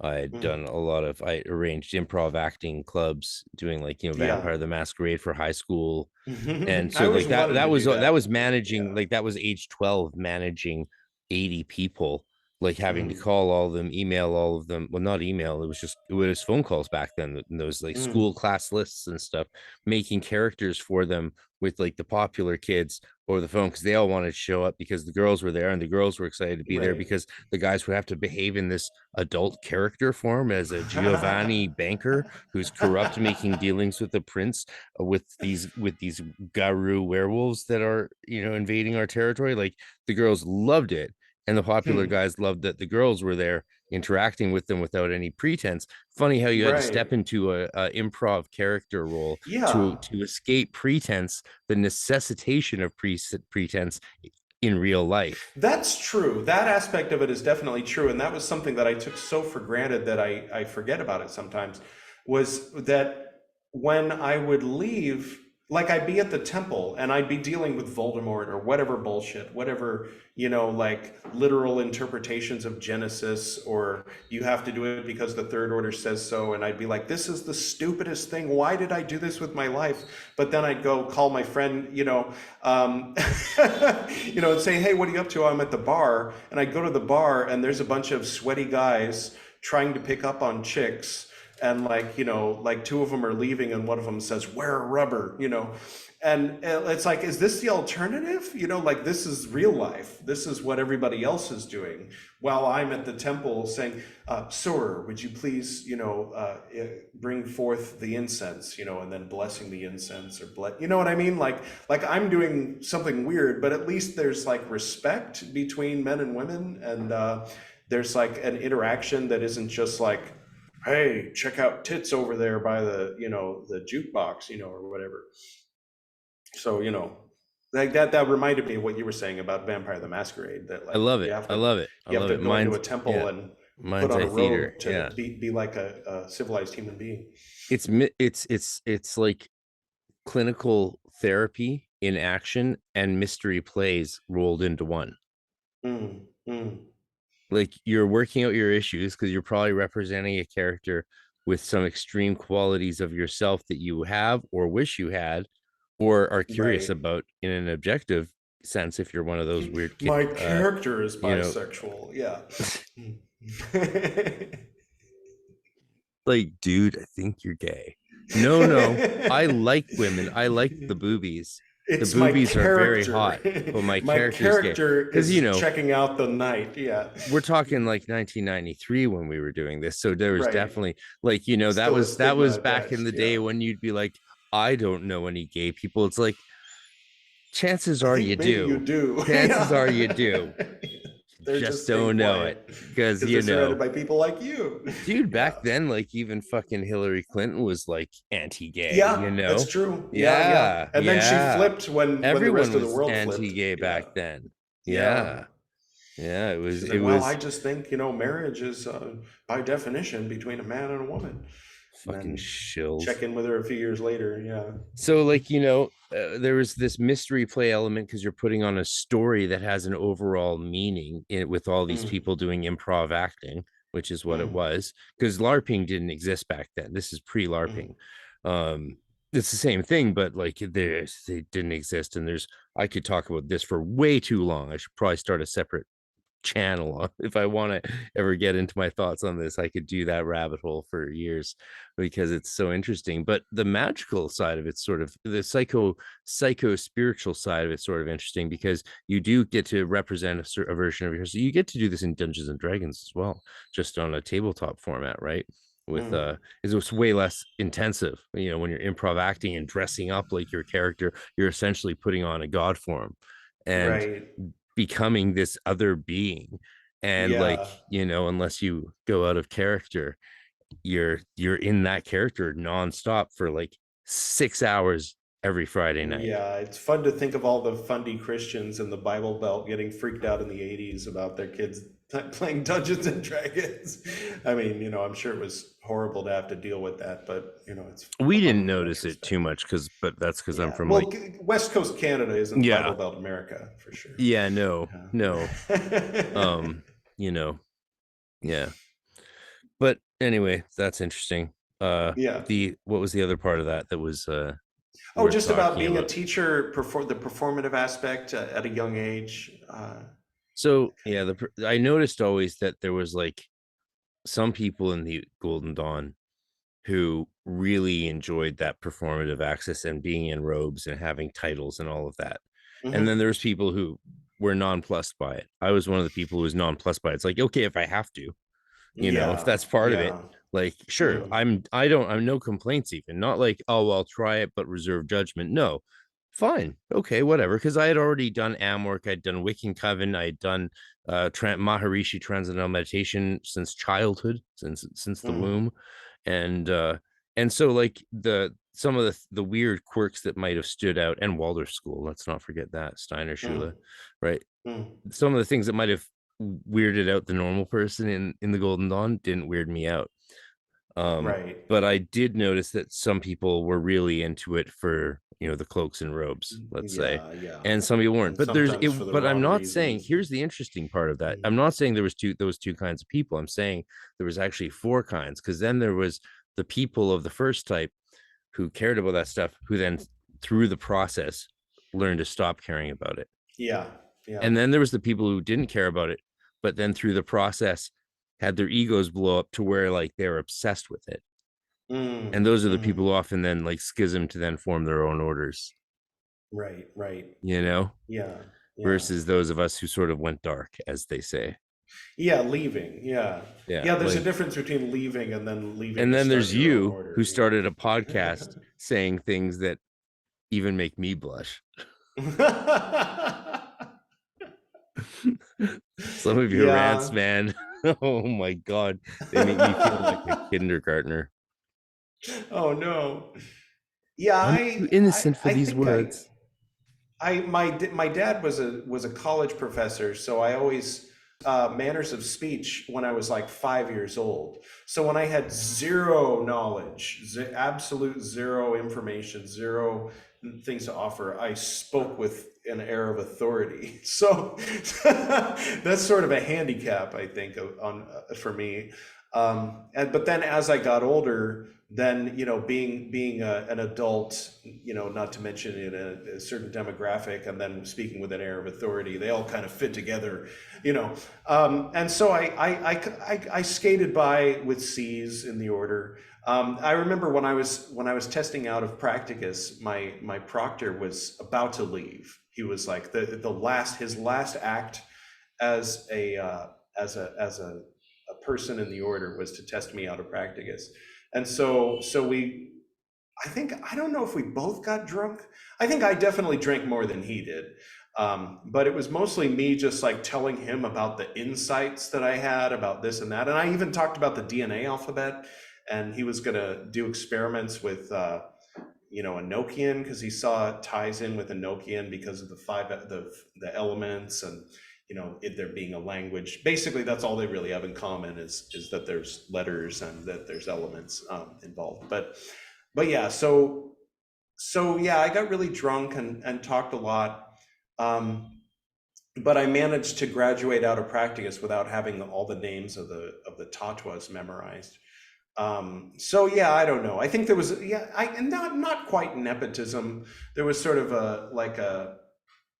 you know, I don't know, maybe like because my mom was in the order, so I definitely getting into the second order when after they invited me in, and then I was initiated, and they said, okay, now you're on the email forum. I was able to look back in the older emails, and they were saying, well, any son of Sorare, like I don't know Frater BT, but I know Sorare, and it'd be nice to have her legacy around, So there was a bit of nepotism there as far as like their reasons for all agreeing that I should be initiated was because I was my mother's son. So I don't know. There a lot of other people had to work harder than I did, and to learn more, to memorize more, and prove themselves more. Yeah, I didn't really. That was shocking to me. Like when I saw how people like you and Todd were being treated like some kind of like Mickey Mouse apprentice, sorcerer's apprentice, kind of thing, like being whipped by the wizard, emotionally and verbally and sometimes physically.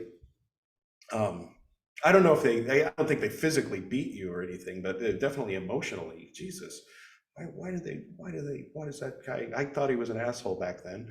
Now I think he's a very lovely person. Just going on record, Uh-oh, audio went away. Uh-oh. Now I'll have to entertain people while you get that worked out. So, hello everybody. I'll read another poem while you get your audio worked out. I'll let you know when I can hear you. All right. To the future. Oh, okay, there you are. Oh, I heard you for a second, but then you went away. Fuck. All right. To the future. Nothing so profound, just talking to myself. Somewhere good, like sit-ups and push-ups of the pen? Did you ever climb that figurative literary Everest? What did it turn out to be? Am I consciously and unconsciously measuring success by ratings and approval? Goodness with success? Worthiness with goodness? And if so, should I stop? Probably. Why are you still quiet? What happened? Is it me? Is it thee? What about now? All right, and you're back. What changed? Is it just the cable or? All right. All right. Okay. Mic. It's the condenser mic. The connection is bad down below. That's loose. Okay. That's loose. So if I just need to get an XLR for that and then run it. Oh, okay. So you're using the other mic, the mic on your headset now. Yep. No. I just got this new headset today. It was like $56 headset on sale for $20. That's what I'm talking about. That's how you get rich. That's how you get rich. Did you know that? I know. You can just like endear yourself to relatives and then poison them. Right. Or that's one way. Or you get a bunch of loans and then buy the most expensive suits, the most expensive cars. You go to the most expensive clubs and stand next to the rich people, and by osmosis, you that's rich, what Schindler right? did. True story. Well, it worked for him. I think I was quoting Ben Stein's Guide to Losing All Your Money, but. Oh my God, what were we talking about before our technical issues? Yeah, well, I was just going into like how it was for me, the performative aspect, the authority aspect. Yeah, no, I think this is very interesting because how many people were in the Golden Dawn in high school? Like, what more Harry Potter shit could you want? Yeah, exactly. Yeah. So, I mean, I was going through stuff. I mean, literally, a lot of my memories of the early grades take place in high school. Like, I did my first Klipothic middle pillar in the bathroom at the auditorium where I used to do the drama. They called it the Klipothic middle pillar just because. No one did that. What you did? You didn't do that. No one does that. I invented it. What I did was I saw because Nineveh had the turbo middle pillar with the with all four worlds. Did you ever do that one where dude in Reikian position for 2 hours right class? Yeah. So I got Kabbalah Unveiled. Actually, I was working at a bookstore, used bookstore, and I found my dad's copy of Mather's Kabbalah Unveiled with my dad's signature inside it. And so the guy who was selling the book through that bookstore said, well, the universe wants you to have that book, apparently. And so, but there's this fold out, like, Playboy has the fold out. There's this fold out, and it has, the divine names, the archangels, the choirs of angels, the heavens of Messiah, the choirs of demons, the archdevil, and the sphere of the Qliphoth. And so I thought, well, we could just take the turbo middle pillar one step further. Start with the divine name. I wasn't just calling on the Qliphoth. I was start putting it all under the rulership of the divine name. So in my mind, it was as edgy as Crowley invoking Goetia in order to put them under will or something. But I was gonna, but maybe invoking it inside your own body is a little weird. So yeah, I got like the time I did that, and how powerful I felt, and then how the headache I got all revolves around like going from this class, fifth period, and then going here, and then this teacher was there, and so like a lot of that was my experiment ground where I tried out a lot of this outer order, magic was in the context of school or school drama, or like, for example, using God forms with my school plays. There was one point where I left after my proctor. There was a scandal and he left. Yeah, and so I directed the Glass Menagerie. So I had the actors create Tom and Amanda and Laura God forms, and recreate them, and then taught them how to banish them into the white light and everything. And I remember one night at my house, I had them all get into God form, and it was all very serious and candles and everything. And then the actress who was playing Laura turned to the actor playing Tom, and they just locked eyes, and she said, "Why?" And he just, tears just came right down. I'm like, yes, yes, we've got it. You guys are in character, like this goes beyond method acting a little bit, I mean, if you're doing it right. And so that's what we did every night, was we got into our character God forms before we performed the Glass Menagerie. I remember you telling me that before. I don't know if it was on a podcast or whatever, but it's so awesome because, like, dude, grade 8 Macbeth, I was cast as Hecate under protest. I wanted to be a witch, but they said only girls can be witches, so they cast me as Hecate. So you're Hecate. Yeah, okay, that makes sense. Well, I had long black hair down to my waist, right? So, and I already wore white makeup and eyeliner and fangs every yeah, so it works. And rice. So whatever. Let that fucking kid, like, yeah, man. Dude, the girls would just like surround me at recess and kick me on the ground till I was like so like nonstop. Like they're just like, because there was like 2 or 3 guys in my class and like 16 girls. And so at the PTA meetings, apparently the constant conversation from grade 4 to grade 8 was how they could stop the girls from shit kicking the guys all the time. It was so abusive. But then we got to high school and the girls' hormones kicked in, and next all of a sudden it was like, if I take my shirt off, will you give me a massage? Right. So it flipped in high school, and we're like flashing back to all the beatings, and we're like, yeah. Remember when you were taller than me? Yeah. Because they get the growth spurt first, and then my hormones have kicked in too now, girl. So like, I'll become the massage fucking master.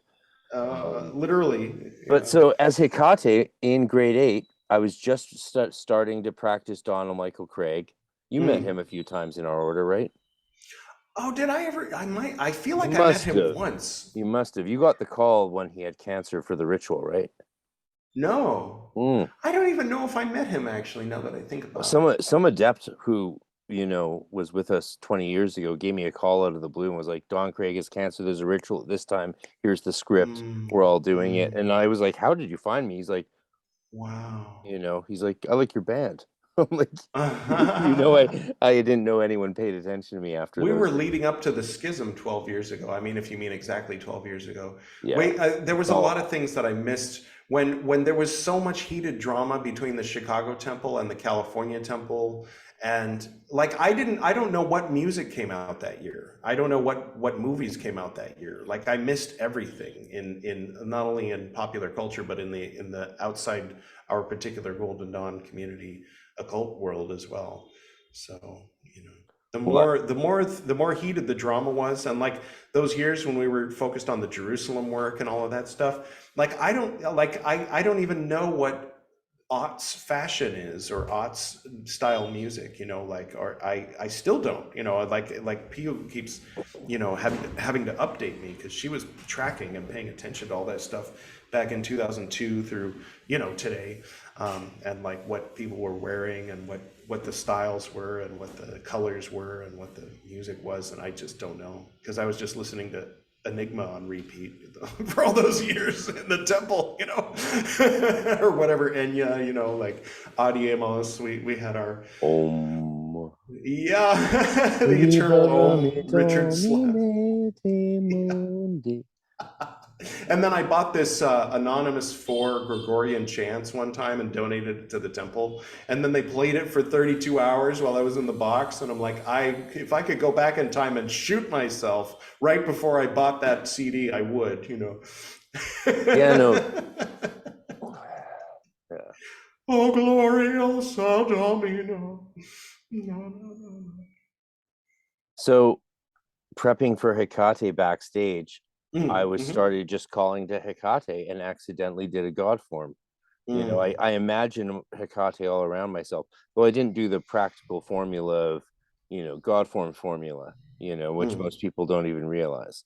I showed it to my OTOAA buddy the other a few months ago, and he was like, "Oh, there's a technique for it." I'm like, "Yeah, there's a I know, technique for right? it." You know, gosh, yeah. They learn It's the not LBRP you're not it's almost, not just sort of. visualizing and shit, you know.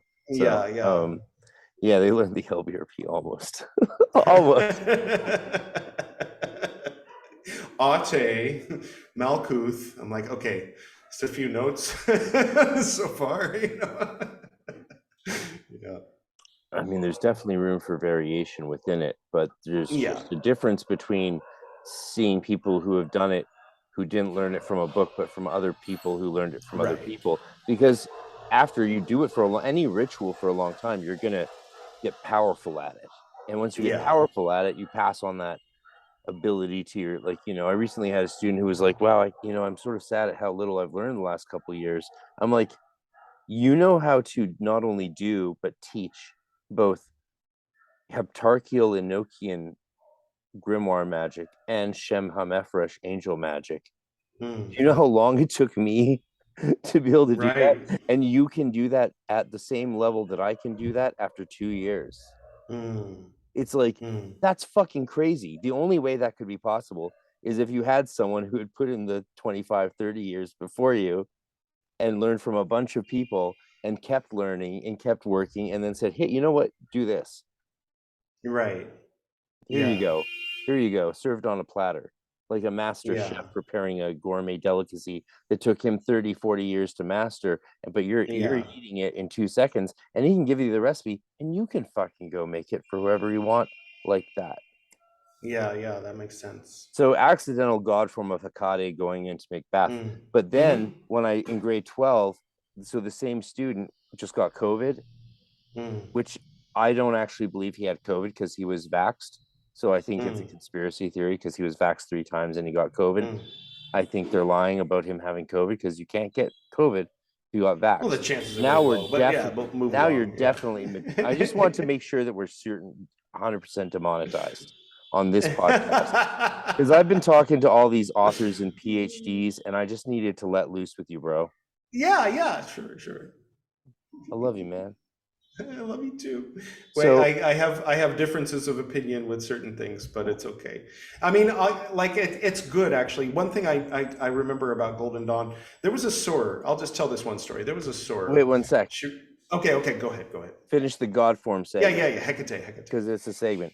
So then grade 8 accidental Hecate God form, which Mm. led to, like, it felt when I was doing the lines, because it's one speech basically, two little speeches, but one big one. I felt another presence around me, you know, but it wasn't Mm. controlling me. It was just tincturing me, Mm. right? That's what God Yeah, forms feel like. And yeah, the way I moved was not how I felt I was moving. right.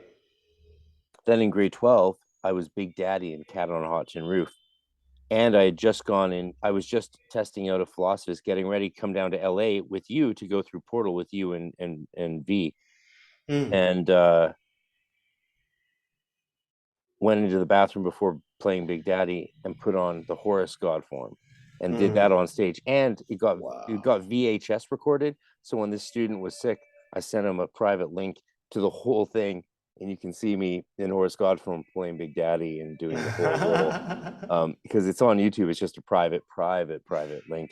Obviously, because of the profanity in that old play is not allowed anymore. But we didn't know that at the time. It was the 90s. Yeah. Well, I don't know. We'll see. There might be a backlash to the backlash, you know, because it's absurd, like not letting kids read Mark Twain and stuff like that, you know. But anyway, yeah. All right, back to you. Oh yeah, no, I was just gonna say, like, there was a soror that I knew for years, and she knew my mom and everything, and then one day we got drunk, and she was saying, when I was young, I used to run with the Aryan Brotherhood. I'm like, wait, what? And she was like, yeah, I ran away from home, and I might be misremembering some of the details, and so let's make this a slightly fictitious person because the person's still out there and running for fucking Congress. But anyway, or some lower city council position with a red dress doing this, I need my hat for this story. This little dog whistle. Oh anyway, my God. So long story short, well, that kind of gives away the ending. So no, this one, they're the same. They're the same thing. This is communist. Yeah. This is Nazi. It's a little different, but they both want to kill us all. Well, that's a matter of opinion. But anyway, I don't like the Nazis, but I like the communists. So let's just put this right here for now. Agreed to. Oh yeah, please do put that in the Agree to disagree on the politics. So anyway, So that was basically my point. Was I was like, you're better now, right? You're not racist. And she was like, I was never racist, just proud to be white. And I was like, that's fucked up. But anyway, so then I had a friend who needed a place to stay. You don't need to say the phrase proud to be white. That's the thing. You don't need to say that. Yeah. Use a different word. Right. So I said, well, she has a room to rent, and so he rented a room for her, and he's like, you got to come over here and see this house. And so I came over, and so walked into the living room. There's the American flag with a picture of an eagle, George W. Bush. This was 20 years ago, and a red, white, and blue candle underneath the American flag. I'm like, holy shit, what the fuck? This is crazy. And he's like, that's not the crazy part. And I was like, oh, really? And so then we turn left and go down this long hall past a big nude picture of the woman whose house it was. And then at the very end is a big old Confederate flag. I'm like, what the fuck? That's a Confederate flag, Jesus Christ. He's like, that's not the crazy part. I'm like, what? And so then we get to the end of the hall, turn right and into the bedroom, and there is the full-on 1930s bright red Nazi flag. And so, then that evening there was a heated debate between me and that woman about whether that's an evil symbol. And she's like, if it's an evil symbol, why is it in the Golden Dawn? I was like, that is not in the Golden Dawn. The swastika itself is a sacred symbol in India and China and Thailand and other places. And it's even sacred if you go back before the 1920s in the Nordic part of the world. But it became an evil symbol once they put that eagle there and that circle. Like, this particular symbol is the Nazi flag. This is not the it became the hammer evil of Thor. when they they reversed it and killed millions of people. Right. Well, the reversing it is a little bit of a misnomer. I've come to discover that it goes both ways. The reversing it on an angle and killing millions of people. It's both is what it is, because you'll see it reversed on an angle at times. It's not always the square. There's a lot of variations of it when you look at temples around here. It's everywhere, literally everywhere. I mean, I've got it on my Lakshmi shrine right over here. Nice. And it's the reversed one. So I mean, it's they go both ways. So there's sort of a specifically colonial, post-colonial misnomer that when it's one way it's sacred, when it's the other way it's Nazis. That's actually false. But anyway, so we were having that debate, and it didn't end. It didn't. There was no resolution to the debate. But she was the landlord, and so she was always then I'd get a call again. That guy that you recommended, that he rent a room for me and he's late with his rent, and so I'm like, shit, okay, well, this is on the hierarchy. I'm supposed to be her superior, and so I fucked up by recommending a guy that isn't paying his rent. And so now this woman, with a Nazi flag over her bed, is calling and yelling at me because I did something wrong, that I don't actually think I did something wrong, but I'm apologizing, So it's just a really weird dynamic. And then we do rituals together, and she'd be an officer, I'd be an officer. Frater, bring forth the incense, bring forth, the purification and consecration. And so that was one thing that seemed positive at the time and still seems positive. That's so fucked up.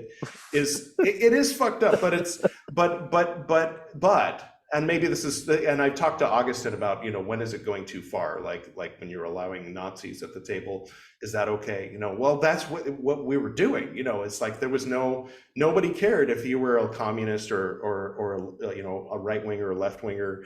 If you got into a political conversation outside the temple, that was your own business, but you better leave that outside when you come into the temple and put on your God form, because we got to do a neophyte tonight.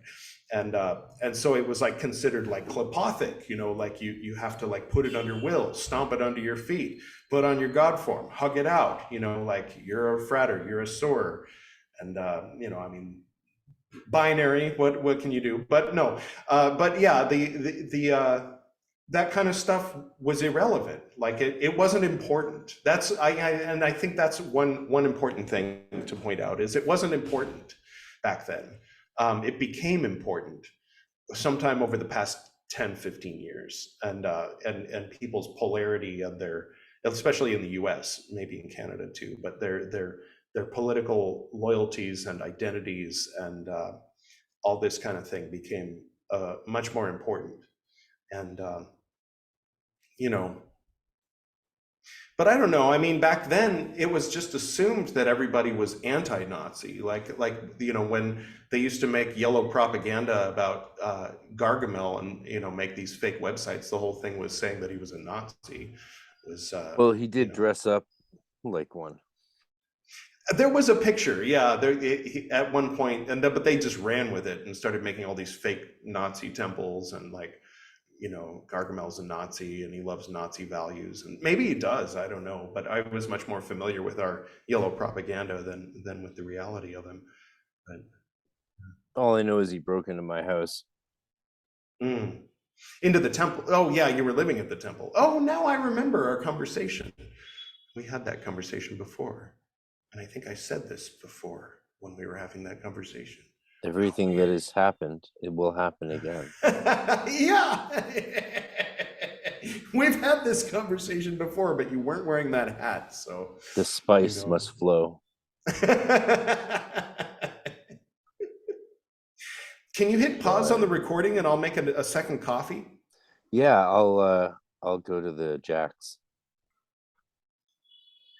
And we're back. With qualifiers, by the way. Free Tibet. Fuck the CCP, just to be clear, so there's no confusion. I like the Panthers, not the CCP. Anyway, so what were we talking about? This is because you have a Chinese statue next to you. No. This is a Tibetan flag beside Chenrezig, the Tibetan form of Avalokiteshvara, the Bodhisattva of compassion. Not real big in China. The Vajrayana didn't really take root. I mean, it took root for a few hundred years, but they got rid of it.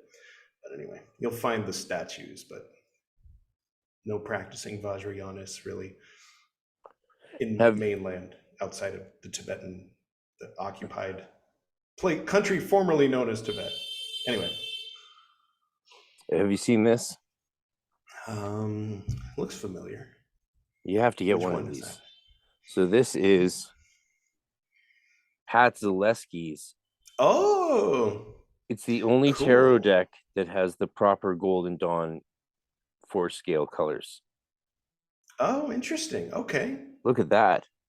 So next year in the Hermetic Mystery School that I run, like the first year, it's going into year 3. So the first year we Mm, focused on we covered a ton of topics, 30 topics, but focused on Enochian magic. This last year we focused on Shem magic, and mm, this next mm. year we're going to re-access the Shem through the tarot. And I was like, well, what better thing to do than to get the officially colored original Golden Dawn colors tarot deck and repathwork the whole deck through the Shem, and it's Oh, very different. nice. It's very different Yeah. than you'd expect. But Hmm. you and me actually know the colors that it's using, and so looking at this, it probably makes you think, yeah, that makes sense. Am I wrong? Like, Well, I mean, the pink, is that one of the scales of Venus? Oh, okay. Yeah, yeah. see, the Hierophant is almost a matte, is almost all red. But when you think about Yeah. it, that Should be is what red you orange want, though, sort right? of. Well, it's Yeah, got yeah. some orange as well, right? Red Yeah, a orange. little bit. Yeah, Yeah. So very, very interesting deck. yeah. That S&M scene, what was that one again? Oh, that's the lovers being saved from the sea dragon. Yeah, yeah. It looked particularly Yeah, you'll have seductive, to get tied one up of the. woman. It's called the Pat. It's the Magical Tarot of the Golden Dawn by Pat Zaleski, and I've been wanting one for a while, and finally found a reason to. Yeah, because it's been a long time since I did anything like. We don't usually path work outside of the initiations in a systematic order like you might think, right? Like after 5, 6, you path work any path you want Right. pretty much. Um, Mm-hmm. and so I think most people are inclined to do the ones that relate to the issues they're working on or the blocks they're facing, Mm. rather than systematically going through it like it's some sort of Right. competition. Right. Most serious magicians don't just run through registers of spirits or exercises like they're trying to pass a test. Most of us actually focus on the things we need, the things we Yeah. want, and the things that we, uh, you know, I don't know, how would you say it? I did go through a phase where I was being melodramatic and being a martyr, and I was going through some big emotional issue. So I was pathworking the Hanged Man, and then I figured since I'm pathworking the Hanged Man, maybe I should pathwork Justice and kind of like pathwork my way up to Gibura. Kind of using the same formula of working your way up the paths. But then from there, then you'd have what, Virgo and the Wheel of Fortune and the Strength. But yeah, I didn't really follow that pattern past Philosophus, really. Yeah, yeah. Though I think And then the Abyss. Isn't there one of the trump cards, not Trump, but one of the court cards? It crosses the Abyss, though, doesn't it? It goes from Hesed up to, maybe not. not in the Kircher tree, not in the Kircher tree, but like there's a crisscross in Right, the Jewish right. tree, No, but I mean, those other paths, like because in Jewish the Kabbalah, King of Swords path, the Queen of Wands path, that like connect, things oh like yeah, Binah with Yesod and stuff like yeah, yeah, yeah, yeah. There's those. that. But yeah, Yeah. but in the Jewish tree, you actually have an X crossing over Da'at, Hmm. and So uh, it and looks like an and upside down and pentagram and there. Yeah. you're right. And Da'at in the Jewish tree really is actual knowledge. Like it's Hmm. your knowledge. And that's always how I've always been a bigger fan of Jewish Kabbalah than Hermetic. Right. But unfortunately, in magic, you sort of need to know both. So, well, Yeah. but that's not unfortunate. Actually, it's totally fine. It's like learning dialects. Um, but I think there's so much to be learned from Jewish Kabbalah as well as from Yeah. Christian. But the Jewish stuff, like especially like it helps eradicate some of these BS ideas about the abyss that Crowley perpetrated. Yeah. Mm. Like people get so high and mighty about that shit, it's fucking ridiculous. Yeah, I like the very simplified. That I doesn't mean, impress me. Crossing the abyss doesn't impress me. You know what right, impresses right. me? Having a close relationship with fucking Raphael. Right. But like Hode as water and Mercury, and Netzach as fire and Venus, like it's really dumbed down and bastardized Kabbalah. I mean, from a Jewish Kabbalist perspective, it's It's what not did you as do to dumbed it? down What have as you as done to it? we But probably there's are no harsh. Venus. We're There's no, harsher. you know, We're harsher yeah. on ourselves than Jewish Kabbalists are on us. Oh yeah, definitely, Yeah. definitely. We're But more like ashamed of Christian Kabbalah and Hermetic well, Kabbalah because than because they they're still don't like, know hey, how simplified and bastardized it is, but we do. the ones I've met are like, hey, at least you're thinking about it. You're thinking about Right? it. Yeah, Like, yeah, it's true. for you, Jesus is the Son of God. For us, meh. He was a nice boy. Yeah. He was a Joseph's son, prophet. He right? was he was an okay prophet.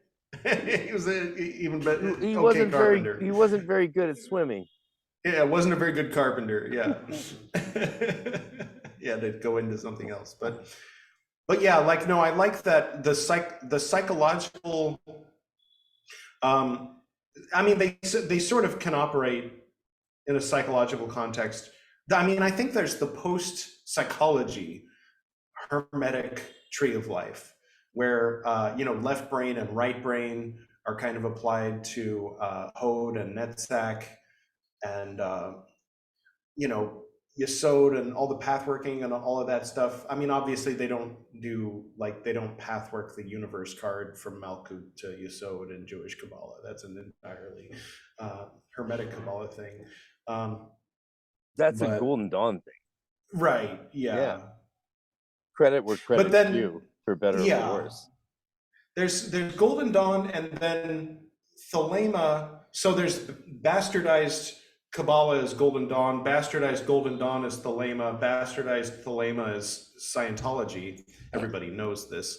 It's funny because it's true. Oh my God, I can't believe you said bastardized Thelema is Scientology. And it's true. Right. Yeah.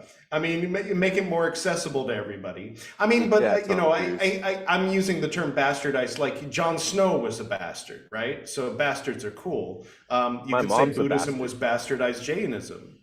Like people whose parents aren't married when they're but no, yeah. I mean, so like, for example, I like to paint the picture that whether it's true or not, that Mahavir and Jainism were, they had a very narrow way to enlightenment. Like, only enlightenment is for the few. There's a few great men. Once every 900 years or so, someone can attain enlightenment, and you should worship them. And every once in a while, if you want to try the path to enlightenment, well, you got to stand on your head and starve yourself for 15 years and cut yourself. And I'm exaggerating. Jainists aren't really like this. They were 2,000 years ago, but not anymore. No. But then along comes Lord Buddha and or Siddhartha Gautama, and he learns all these things and like, go starve yourself. And so he's starving himself. And then one day he's like, I'm going to have some rice, and so the other Jainists are like, you have broken your vow, you're an oath breaker, like you've left the path behind, Mr. Crowley, Mr. Gautama. And so then he creates a way to enlightenment that is much more accessible. And so L. Ron Hubbard did with never mind. Too many analogies and comparisons and metaphors, and But yeah, so affinity, reality, and communication makes a lot more sense to people than sulfur, soap, and mercury. So.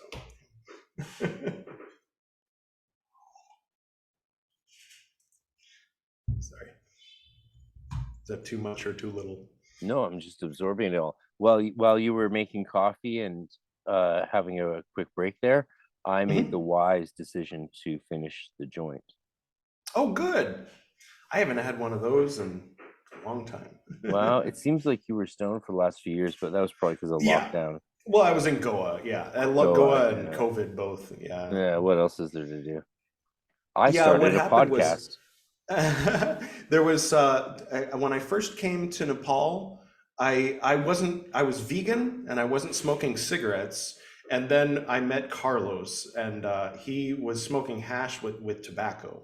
And so I would smoke with him, but then I'd crave it more for the tobacco than for the hash, you know. And so then I started smoking cigarettes again. And then I came to India, and people were just sort of making fun of me for always being like, "Oh, does that have whey in it? I'm sorry, I can't eat. Oh, does that have paneer? No, I can't eat paneer. I'm vegan, you know." And so now I eat meat, you know. Like I just and I smoked cigarettes for 4 years and ate meat, you know, in India, and sort of fell off my California yoga Can you habits. But actually get cow there and like eat steaks I don't think so. I in mean, they India? always say that when something is beef on a menu, they say it's buffalo. But Um, so can you go to a restaurant and get a steak like tonight? yeah, but it's buffalo. It's That's the not thing. cow? No. Dude, that's Yeah. even better. That sounds like way better. Yeah. Awesome. Yeah. Yeah. Awesome. Yeah. I mean, maybe it's available, but it's hard to say. Like, if it is, then nobody would say anything because somebody would end up dead, you know. So there's So there's is it there's actually illegal to kill cows there? no, but there's people who will kill you for it. Yeah. Whoa. Yeah, yeah, So there's no one actually extremists. serves cow burgers, No one will advertise that they're serving cow burgers if they are. and you wouldn't say if you had had them anywhere. No, they just don't say. No one says, you know, "Hey, get your cow meat over here," because they'd end up dead, you know. Yeah. So they say, you know, it's Wow. beef, That's but intense. Like that's some real you shit. eat cow, no, it's buffalo, you know. That's Yeah, it's pretty hardcore. That's pretty yeah, hardcore. yeah. When there was a little bit of when they were, I mean, that was one of the things. The reason why there's Pakistan now is back in the day when the Wahhabi jihadist Muslims and the Hindu, you know, revolutionaries were working together to try to fight off the British, to try to get the last of the Mughal emperors on the side of the revolution so that they could band together and get rid of the British. They would have little skirmishes because the Muslim revolutionaries would have beef one night, and the Hindu revolutionaries would want to kill the Muslim revolutionaries, you know, because they ate beef. And so the British were like taking notes, like, okay, you know, like Oh this my is how god. to keep them from uniting against us, is make sure that they're fighting each other. I have an idea. Let's draw a line down the middle of everything and say, if you're Muslim, live on that side, and you know, if you're Hindu, on that side. And then yeah, everybody just forgot how much they hated the British and just, you know, focused on how much they hate each other. So Yeah. I learned a lot about that from watching Miss Marvel. oh yeah, never watched that. But there was that one Doctor Who episode, you know, Chris Chinball. Aside from the Chinball issue, you know, Chibnall. I actually watched a few documentaries about the that whole process recently, and it was very illuminating. Yeah. It actually was very similar, not exactly, but in some ways to like last year or the year before. Again, I watched a lot of documentaries during COVID, but I Hmm. like really brushed up on Pol Pot's, you know, and the whole Cambodian killing fields because I got to Mm. spend like a day there, and I can't like the idea of spending more time there. I had friends who spent weeks and months there, even in the bush of Cambodia, like shitting off the edge of canoes with, you know, 2 week long diarrhea from the food, living up Mm. in canopies with the tribal people. I had buddies who did that shit at Mm. 50 something years old. And I Wow. just spent one day in Cambodia and I was like, I don't think I should stay here. Like, you know, it's intense. And I need to brush up on that. I know there's a song "Holiday in Cambodia," but that's the extent of my yeah, knowledge. Paul Potts and the Killing Fields, man. Like it's our lifetime, right? So Mm. I remember when it happened and well, hey, you know, we got way more drama now. Like, dude, nuclear It wasn't war. in the U.S. news. I mean, guys, I mean, I wasn't watching the news, but I didn't hear anything about it. What do you think about humanity and like our survival versus extinction versus spirituality, rising to the fourth and fifth dimension and transcending and talking to the aliens and uniting in a global federation? Well, I mean, aside from that, like I think those guys are cute. I always, you know, like I have like you said, things look different 100 years later looking back, or 1,000 years later looking back. So when I mean, even a little bit, I reserve my. I mean, okay, they're crazy. They're fucking crazy. The Q ones, but like the Galactic Federation people, like I'm like, okay, let's just see where this goes. Religion is new. Like it's gonna look like an ugly duckling. I'm sure Christianity and every religion that was new looked like a weird thing in the beginning, especially. I mean, they all started out as cults, really, right? Cheers to the Um, Church of the Hermaphroditical Jesus. yeah, exactly. Cheers. And so the Galactic Federation, I don't know. But as far as humanity, I think that like things are progressing forward as far as um like I think that the assumptions I had when I was younger have been challenged or all out contradicted by the experience of how things are unfolding. And when I look back at how I thought the internet was going to unfold and how it was going to change things versus how it did so far, it's only been what, a couple decades. Like I thought that it would just improve things. I thought that having more information meant more education. I thought that having more communication meant more harmony. Boy, was I wrong. It turns out that more information means a diminished reputation for education, and that having more communication meant less harmony. But I think that more people have a voice than ever did before. As far as like people that used to just kind of like talk to themselves or just talk within their communities now can be heard, at least have the ability to Dude, be think heard. of all the super underprivileged, poor farmer immigrant girls who are now millionaires from OnlyFans. Well, that's one aspect of it. That's one aspect of it. I'm sorry, I had to But say something insane. yeah, no, But but it's it's still like it's true. double-edged, right? It is. It's legit. Yeah, It's that and I'm sort of and but glad there's a that lot people of like things that could just snap like their fingers and like bronies, and racist violence fetishists, whatever. You can find other people like yourself. You can create a sense of community, and then even though you're the only one in your town, you can feel like you're part of an army. Of bronies or whatever.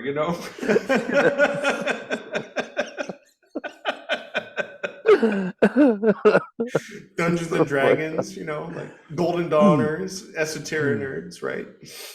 Yeah. Hey man, don't mix up Golden Dawn and Dungeons and Dragons. You know why? Mm. One of those things is actually fun.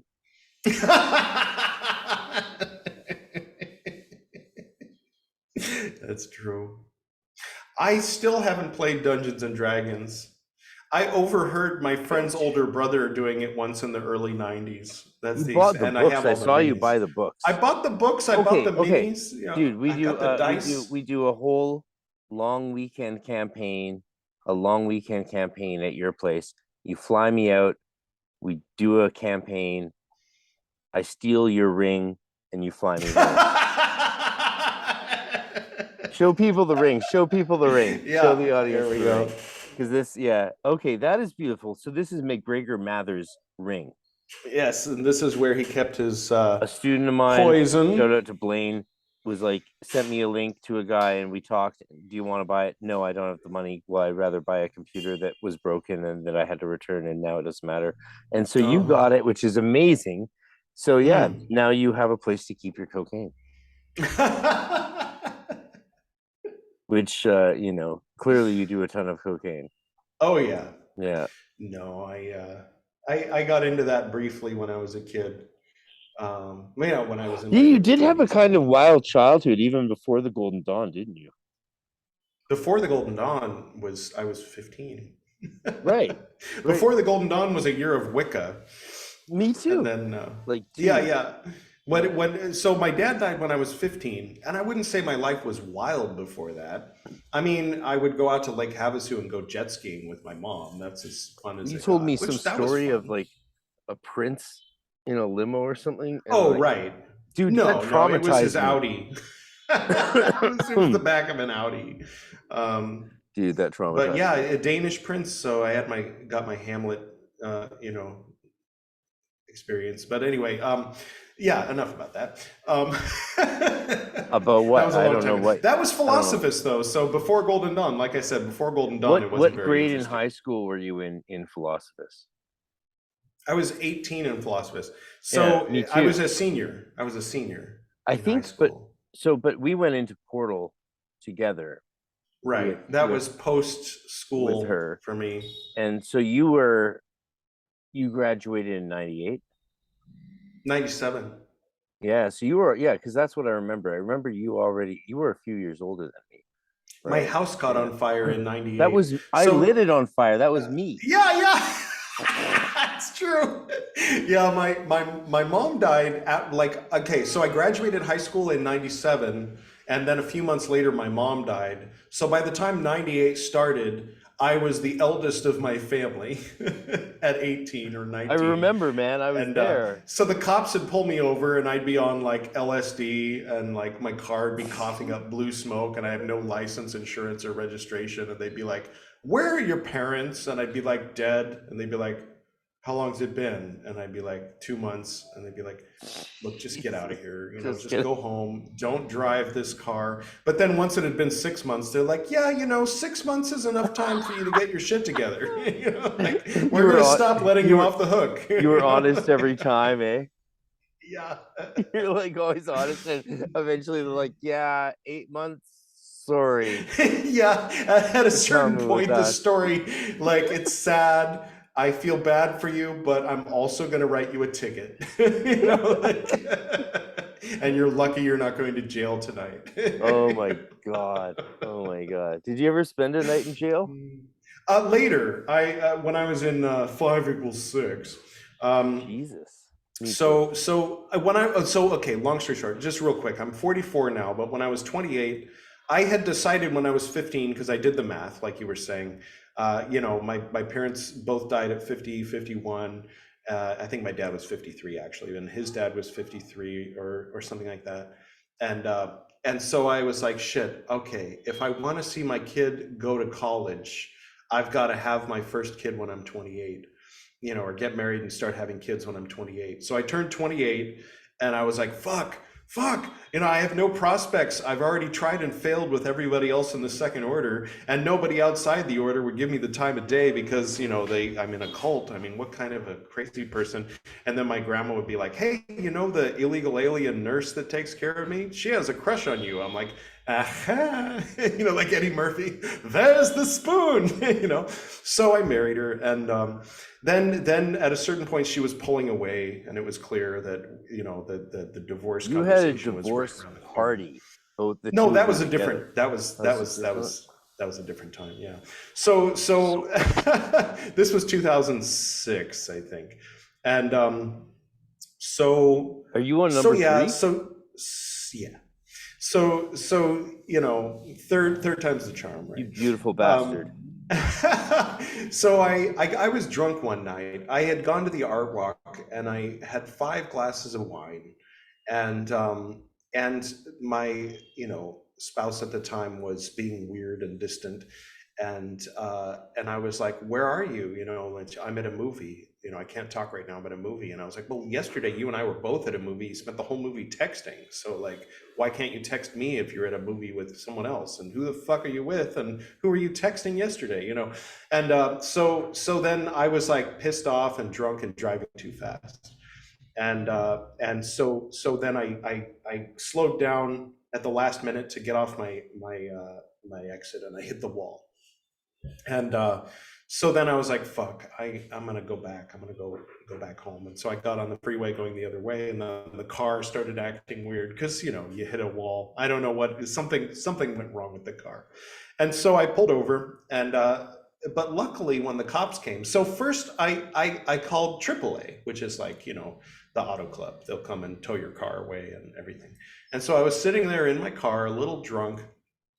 The cops came, but they didn't come to the side of the car that had the dent. They came to the passenger side, because the other side there was traffic coming. So they didn't even know I had been in an accident. And so they came up to the passenger side. I'm like, yeah, and they're like, hey, how you doing? And I'm like, oh, I'm all right, just waiting for the AAA. My car broke down. And they're like, okay. Your car smells like wine. And I'm like, yeah, I had about 5 glasses of wine. And they're like, 5 glasses? You freely admit that you drank 5 glasses of wine? And I'm like, yeah. Like, that's too much wine, right? And I'm like, yeah. And he's like, okay, well, I'm going to have to ask you to step out of the car, right? And I'm like, yeah, I understand. And so I got out of the car and everything. And then they did the test. And he's like, well, you blew a .09. You know that's too high. I'm like, yeah, I know. And he's like, we have to take you in, right? And yeah. So he was like, you're so nice, like you're the nicest guy I've arrested today, and so I went and so he said, here's what we're gonna do. We're gonna wait like an hour and a half. I'm not going to write down what your blood alcohol content was when we just drink this water, drink this whole bottle of water. The bathroom's right here. And after an hour and a half, then we'll do the breathalyzer test again. And hopefully it'll be under 0.08. And then you can go home. Crazy. And I was like, thank you. You guys are really nice. And so then we did that, and I blew it again, and it was 0.09. And he was like, oh, fuck. I was like, damn it. He was like, yeah, well, all right, come with us. And then, I'm like handcuffed and everything.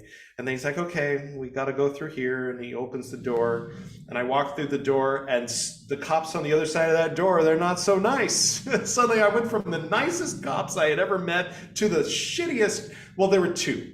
They were both female. Not that it matters, just for the story, to paint a picture. One was behind glass, and one wasn't. The one that wasn't was very like a drill sergeant, like a PE teacher, not saying she was a lesbian. I'm just saying she was very masculine, she was insulting my clothes. She was insulting my style of dress and my hairstyle, and just like, I'm like, I guess I have to put up with this, like I have to just kind of like take this, And I was like, every once in a while, I'd glance at the woman that was on the other side of the glass, and she was kind of looking at me like she's embarrassed. Like, I'm sorry, you have to go through this. And I was like, all right. So, to give them my shoelaces, because they don't want people to hang themselves and what have you. And we went to this glass cell. I mean, it was plastic, of course, but like hard plastic. Everything was hard plastic, automatic sliding glass, automatic doors, no bars. Very different to my experience, bro. No other people. It was just this weird, surreal sort of David Lynchy, like opening and closing of these plastic. So I went in, and there was a bunk bed with no mattress, not even a little. So I had to like lay down. It's like 5 a.m. by this. Yeah, they're just slabs. They're just slabs. Yeah, just slabs. Mine didn't even have a toilet in it. It just had a hole in the floor. Oh, that sucks. So I laid there for a while, and then I get there, and there's a bunch of TV screens, and they're all off. And then they all turn on at once. Snow, and then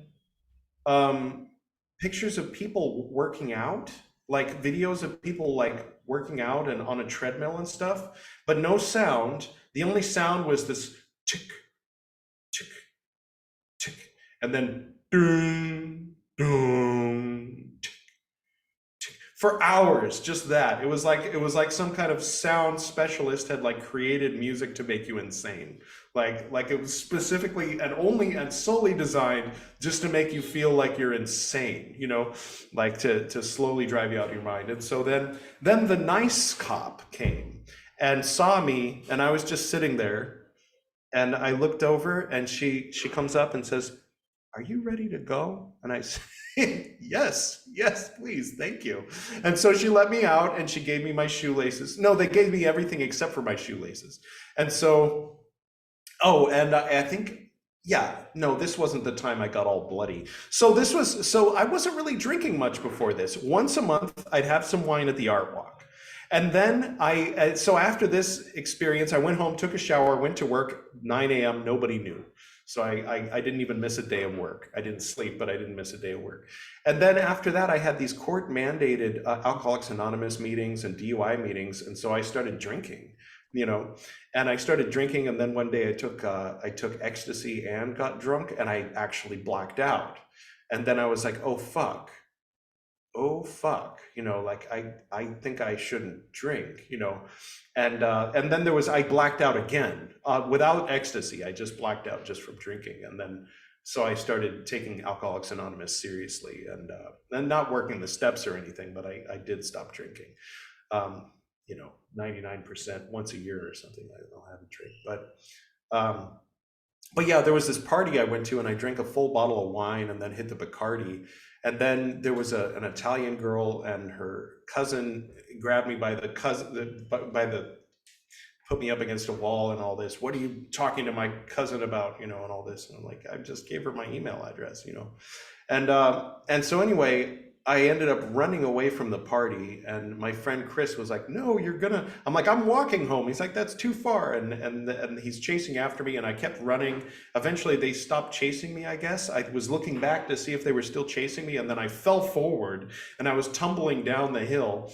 And then the next thing I remember, I was waking up on a couch, and someone was yelling at me, get out of here. This isn't your house. You don't belong here, and I was like, what? Who the fuck is yelling at me, And so I got up.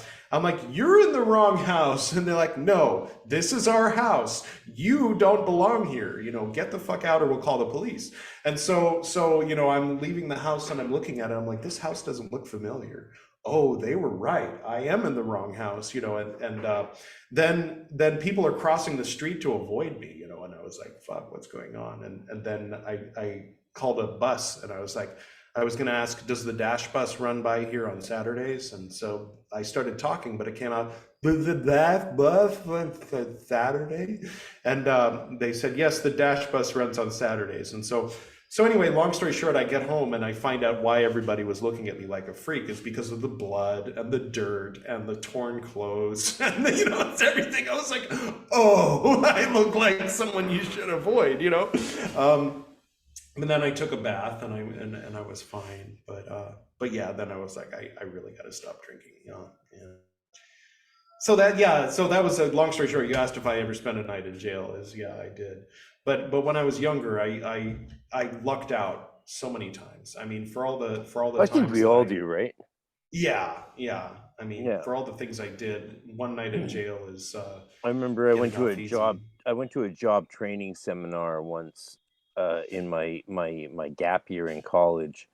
That was put on by the government because Zinc wanted me to get government money and not work at White Spot, so that I would be at the temple all the time. Okay. So they made me go to this course, and it was like I was the only person there who, I don't know, I stood out like a sore thumb, It was like, yeah. Anyway, the guy asked everyone, "Hey, does anyone here have a criminal record?" And a few people put up your hands, and he said, and because all ages, there was people with PhDs there, in this like unemployment place. But I was just there to get like free money for the temple for 3 months in between college semesters. Like, it was stupid. I was like, oh fuck Zinc.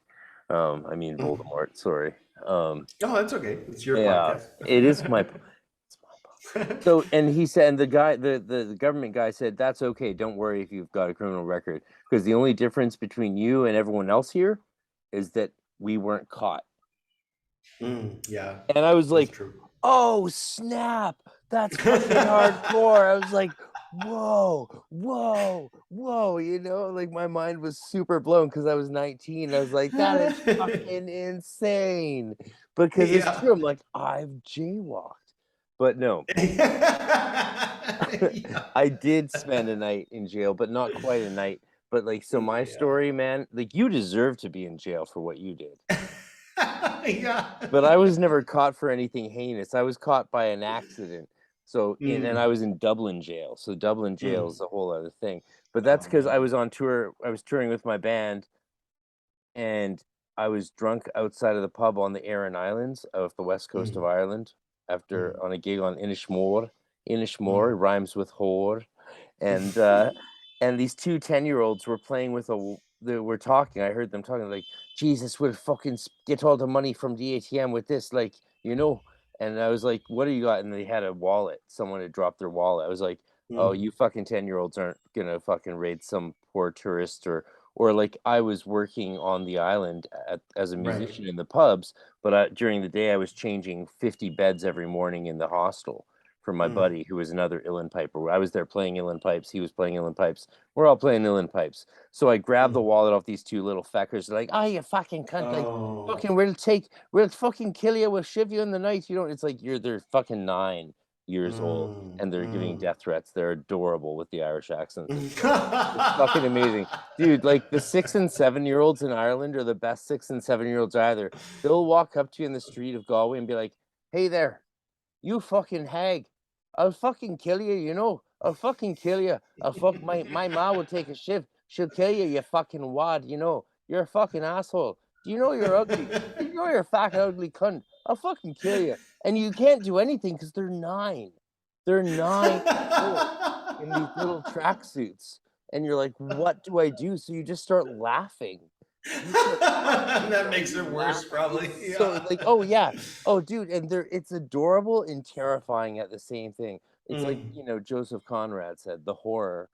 And but you know, so I grabbed the wallet, put it in my backpack, blacked out, woke up, finished my tour across Ireland, forgot about it until I was going through security to our next stop in Amsterdam on tour. Oh, you forgot the wallet. It was someone else's wallet. It was a cop's wallet. It had his badge inside, and I didn't even know. I didn't even know because I put it in the bottom of my in that story, case they'll be like, yeah, right. on the Aran How Island. did you get this wallet? Okay, there were these kids. It sounds totally made up. No, I didn't say anything. Oh, okay. So they held me in interrogation. They wouldn't let me have a phone call. They wouldn't give me any food because they caught me at like 8 a.m. at the airport. My bandmates went ahead of me to Amsterdam. It took us 5 days to catch up, and they put me in jail.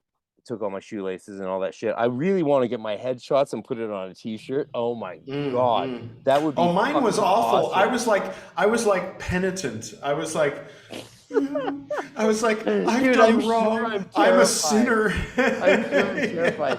Fucking Dublin's jail. So they talked to me. They got my story. They didn't believe me, and plus I didn't really want to I didn't tell them everything because I didn't trust them. I'm never trustful of these guys. And, you know, so they held me as long as they could. And then they opened the cell. They're like, you're a fucking liar. You're a fucking liar. I'm like, what do you mean? What do you mean? They're like, we talked to Vancouver. You're a priest. They'd called my bishop. What? And they're like, why didn't you say you're a priest? Why didn't you tell us what you're actually up to? I was like, oh, I'm a tourist. They're like, well, we can tell you've been playing gigs for a lot of money. Right. And they saw that I had application forms in my backpack for both the UK citizenship and Irish citizenship and letters from solicitors and stuff because I had to choose which citizenship I wanted. I wasn't legally allowed to get both, even though my grandparents allowed me to get both. Right. So I was in the process of deciding as I was working on my PhD. Did you end up getting in one? my Celtic band? I went with UK when I moved to Belfast in 2009. But then because of the recession, I moved back, and so that just all canceled. Right. But I can always go back to the UK and live and work there legally, or Ireland. I just have to do the paperwork and pay them. Even Southern Ireland? Yeah. I just have to get. Nice. Yeah, my grandma just died from Southern Ireland. Oh, because you're from there. Yeah. Families, dude, they left in right before Easter Rising in 1916. Like right before the bombs, baby. Yeah. Yeah, but my family here fucking despises their Irish heritage. Like, they can't stand the fact that I play Celtic music. 10 years I haven't even talked to them because, you know, well, my wicked stepmother, she's famous now because of this podcast, I swear. That's so strange. I mean, I guess it's just unusual to me. But you know, I mean, now, I mean, as you learn, as you grow, as you meet people, and as you travel, your mind expands and things you thought. Dude, it's like some of us have the evil neighbors here are fucking shocked. families, man. Some of us have Have what? families that are like fucking evil. You That's know, true. that like they're monsters, the majority. Mm, And if you just have a few monsters, they'll run the group. They mm, will, mm. because you're Yeah, terrified of them because they're so fucking nasty. Like, yeah, you know, yeah. I like being on my own. Mhm.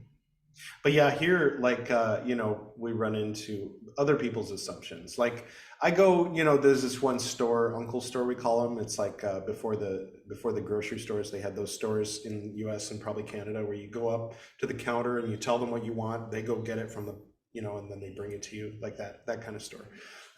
So I go to the same store every day here, so they know me pretty well. And then on Diwali, I was all dressed up, with the third eye and everything, and with Prial. They had never seen me with Prial, so I don't know what they assumed. But now they're very nice to me. Like, I mean, they were nice to me before, but kind of like, oh, hey, yeah, it's the foreigner. But now they're like, hello, sir, hello. I mean, it's different. There's a different vibe. Like, now that they realize that I'm not just a long term, vacationer or something. I'm like, I live here. This is my wife. We celebrate Diwali.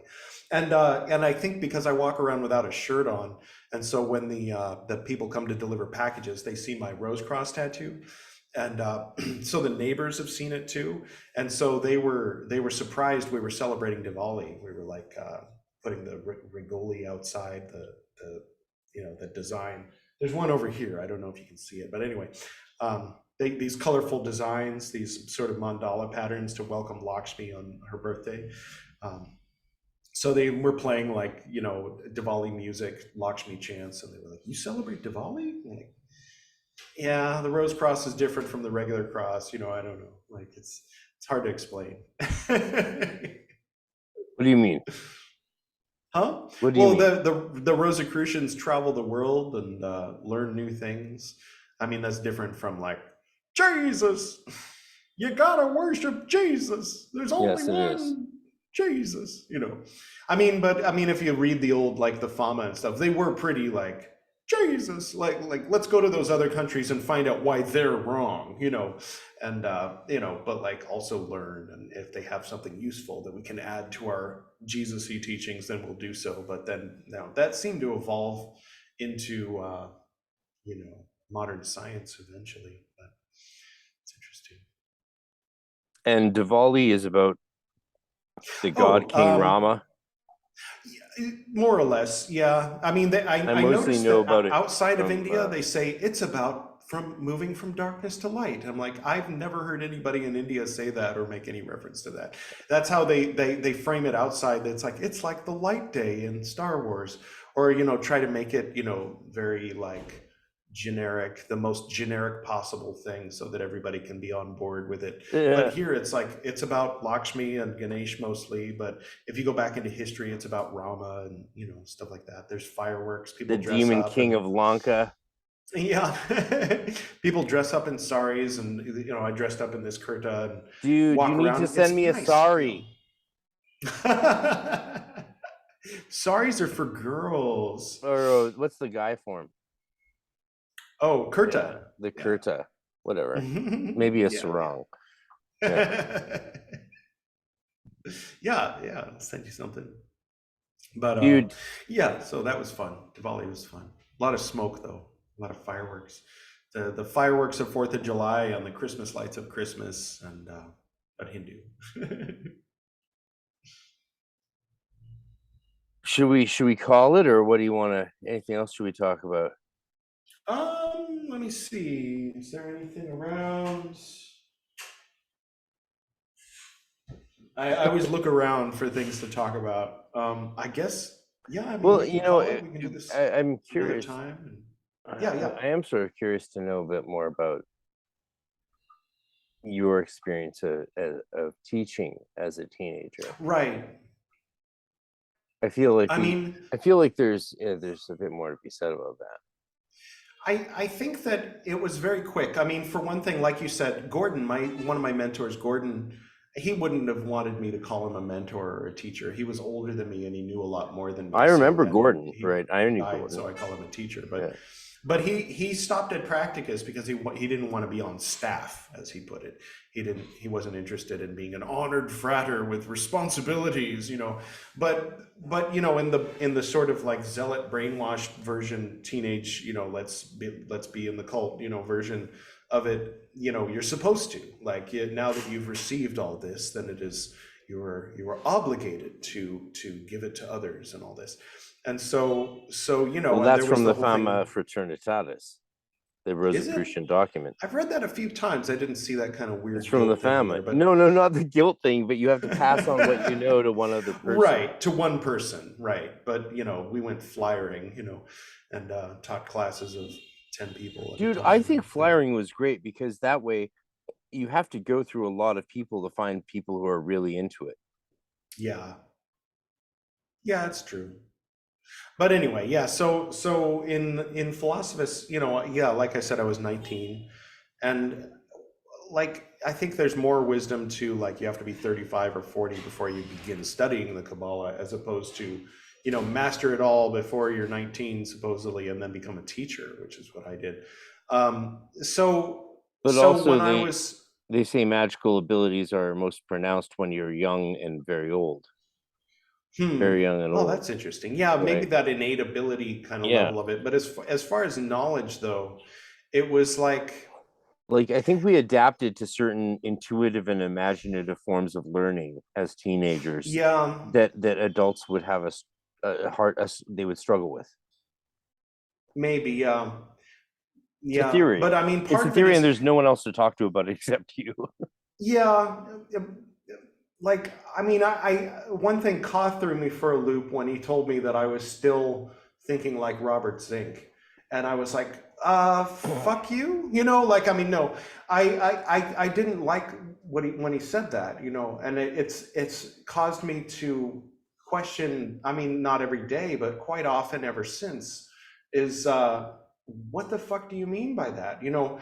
Or I mean, and it was in a particular context where I was talking about adapting Golden Dawn methods to like a different system, or approaching something from a particular way, and you know, and it just kind of making it up, basically, like kind of like, oh yeah, this kind of feels like this, and so maybe this kind of fits here, and then, you know, so let's make a ritual out of it. And it's like, okay, yeah, I could see that. And that was kind of the zinc approach. The zinc current is like, well, that reminds me of this, and this equals this, and so let's make a ritual out of it, you know, as opposed to like something more serious, or, you know, like Or he was ceremonial taking astrology stuff, related. or he would take stuff from Pat Zaleski and tell us not to read Pat Zaleski because Pat Zaleski was bad, but he just didn't want us to know where he was getting his material. We had banners, people with big hanging banners with images of starving and dying children in Africa printed up on a printer on the banners. You know, and people walking in procession, and then in order to do some kind of consecration with a 49 petaled rose and stuff like that. So I mean, it was just sort of like, but then that was supposedly like channeled from the third order, not just straight out of his ass, you know. So I mean, just like, Well, a lot of the best stuff in our order was stuff taught by spirits to us. maybe I don't know. I don't know if everything that came through that Ouija board, or through, you know, the mumbling Ouija behind the board. mask was from spirits, but What about like the prophecies? such as. Do you remember at Corpus Christi in 2002? Hmm, Do you a remember little bit. GM's messages?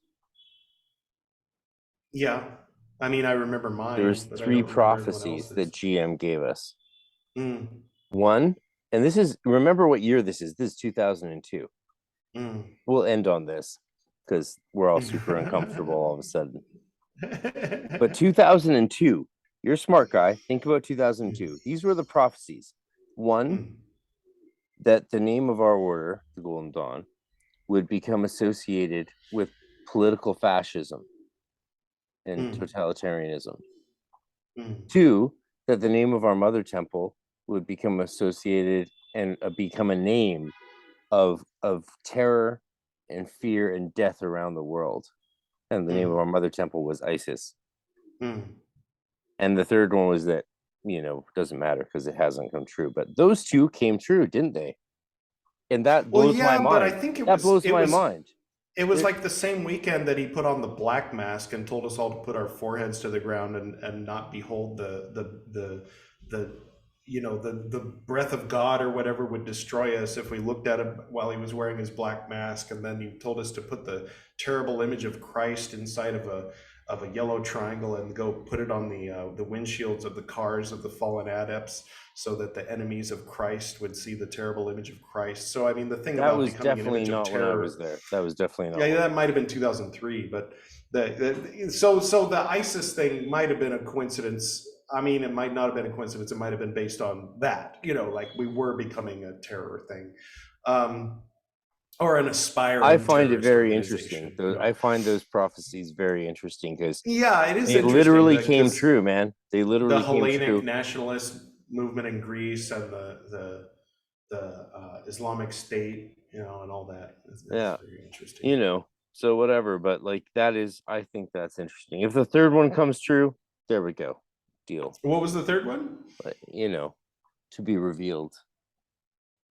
Oh, that Rome would, that the Vatican would the Golden Dawn would become the esoteric wing of the Vatican, or No, that was just some shit he would say when he was off his rocker. Well, that was supposed to be from the Third Order too, so you can't nitpick, your Third Order, No, it was that the third one was that we'd all get cherry killed. pick. We'd all be killed, man. Everyone bearing the Crimson Cross would be killed, hunted down and killed. Wow, God, I don't remember these. So weird. Well, it was my last year in the order there, so it was the last couple of years. So they really stand out. Plus, as the whole world now knows, I'm an avid diary keeper. You are welcome. It's why I have such a good memory when I'm not insanely stoned. But I'm insanely stoned right now, and I'm still doing pretty good. Here, we'll end with a haiku. Oh, fucking A. Fucking end with an haiku. I don't know. I'm going to pick a haiku at random. So these are entertainment industry related haikus. Sometimes they're run-on haikus. Okay, here's one. It's amazing how many articles they can write saying nothing. So that's a haiku. That's not a very good one. The rumors aren't as optimistic as they were in yesterday's news. No, give us a long poem. Oh, a long poem. Oh yeah, fucking A.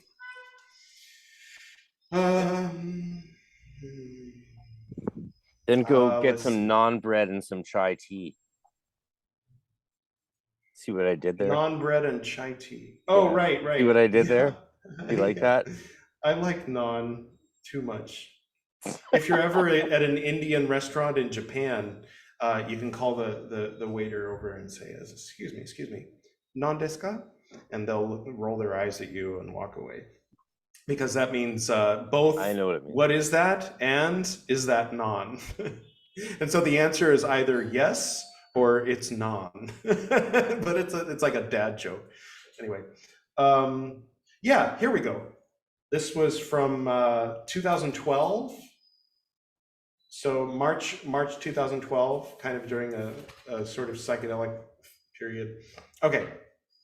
Last night, I felt the mitochondrial DNA operating macrocosmic, Potter, DeWitt, Ellington, Nickel, Renner, Henninger, Saddam, in my kidneys, pulsating and communicating in my digestive alchemical laboratory, nurturing and providing with unceasing care that life that she preserves from the component parts of the other ancestors' vessels, to the beat of the heartbeats, ribosomes and DNA dancing out hemoglobin and transforming toast into nucleic acids with which to swap out parts of the recreating of herself.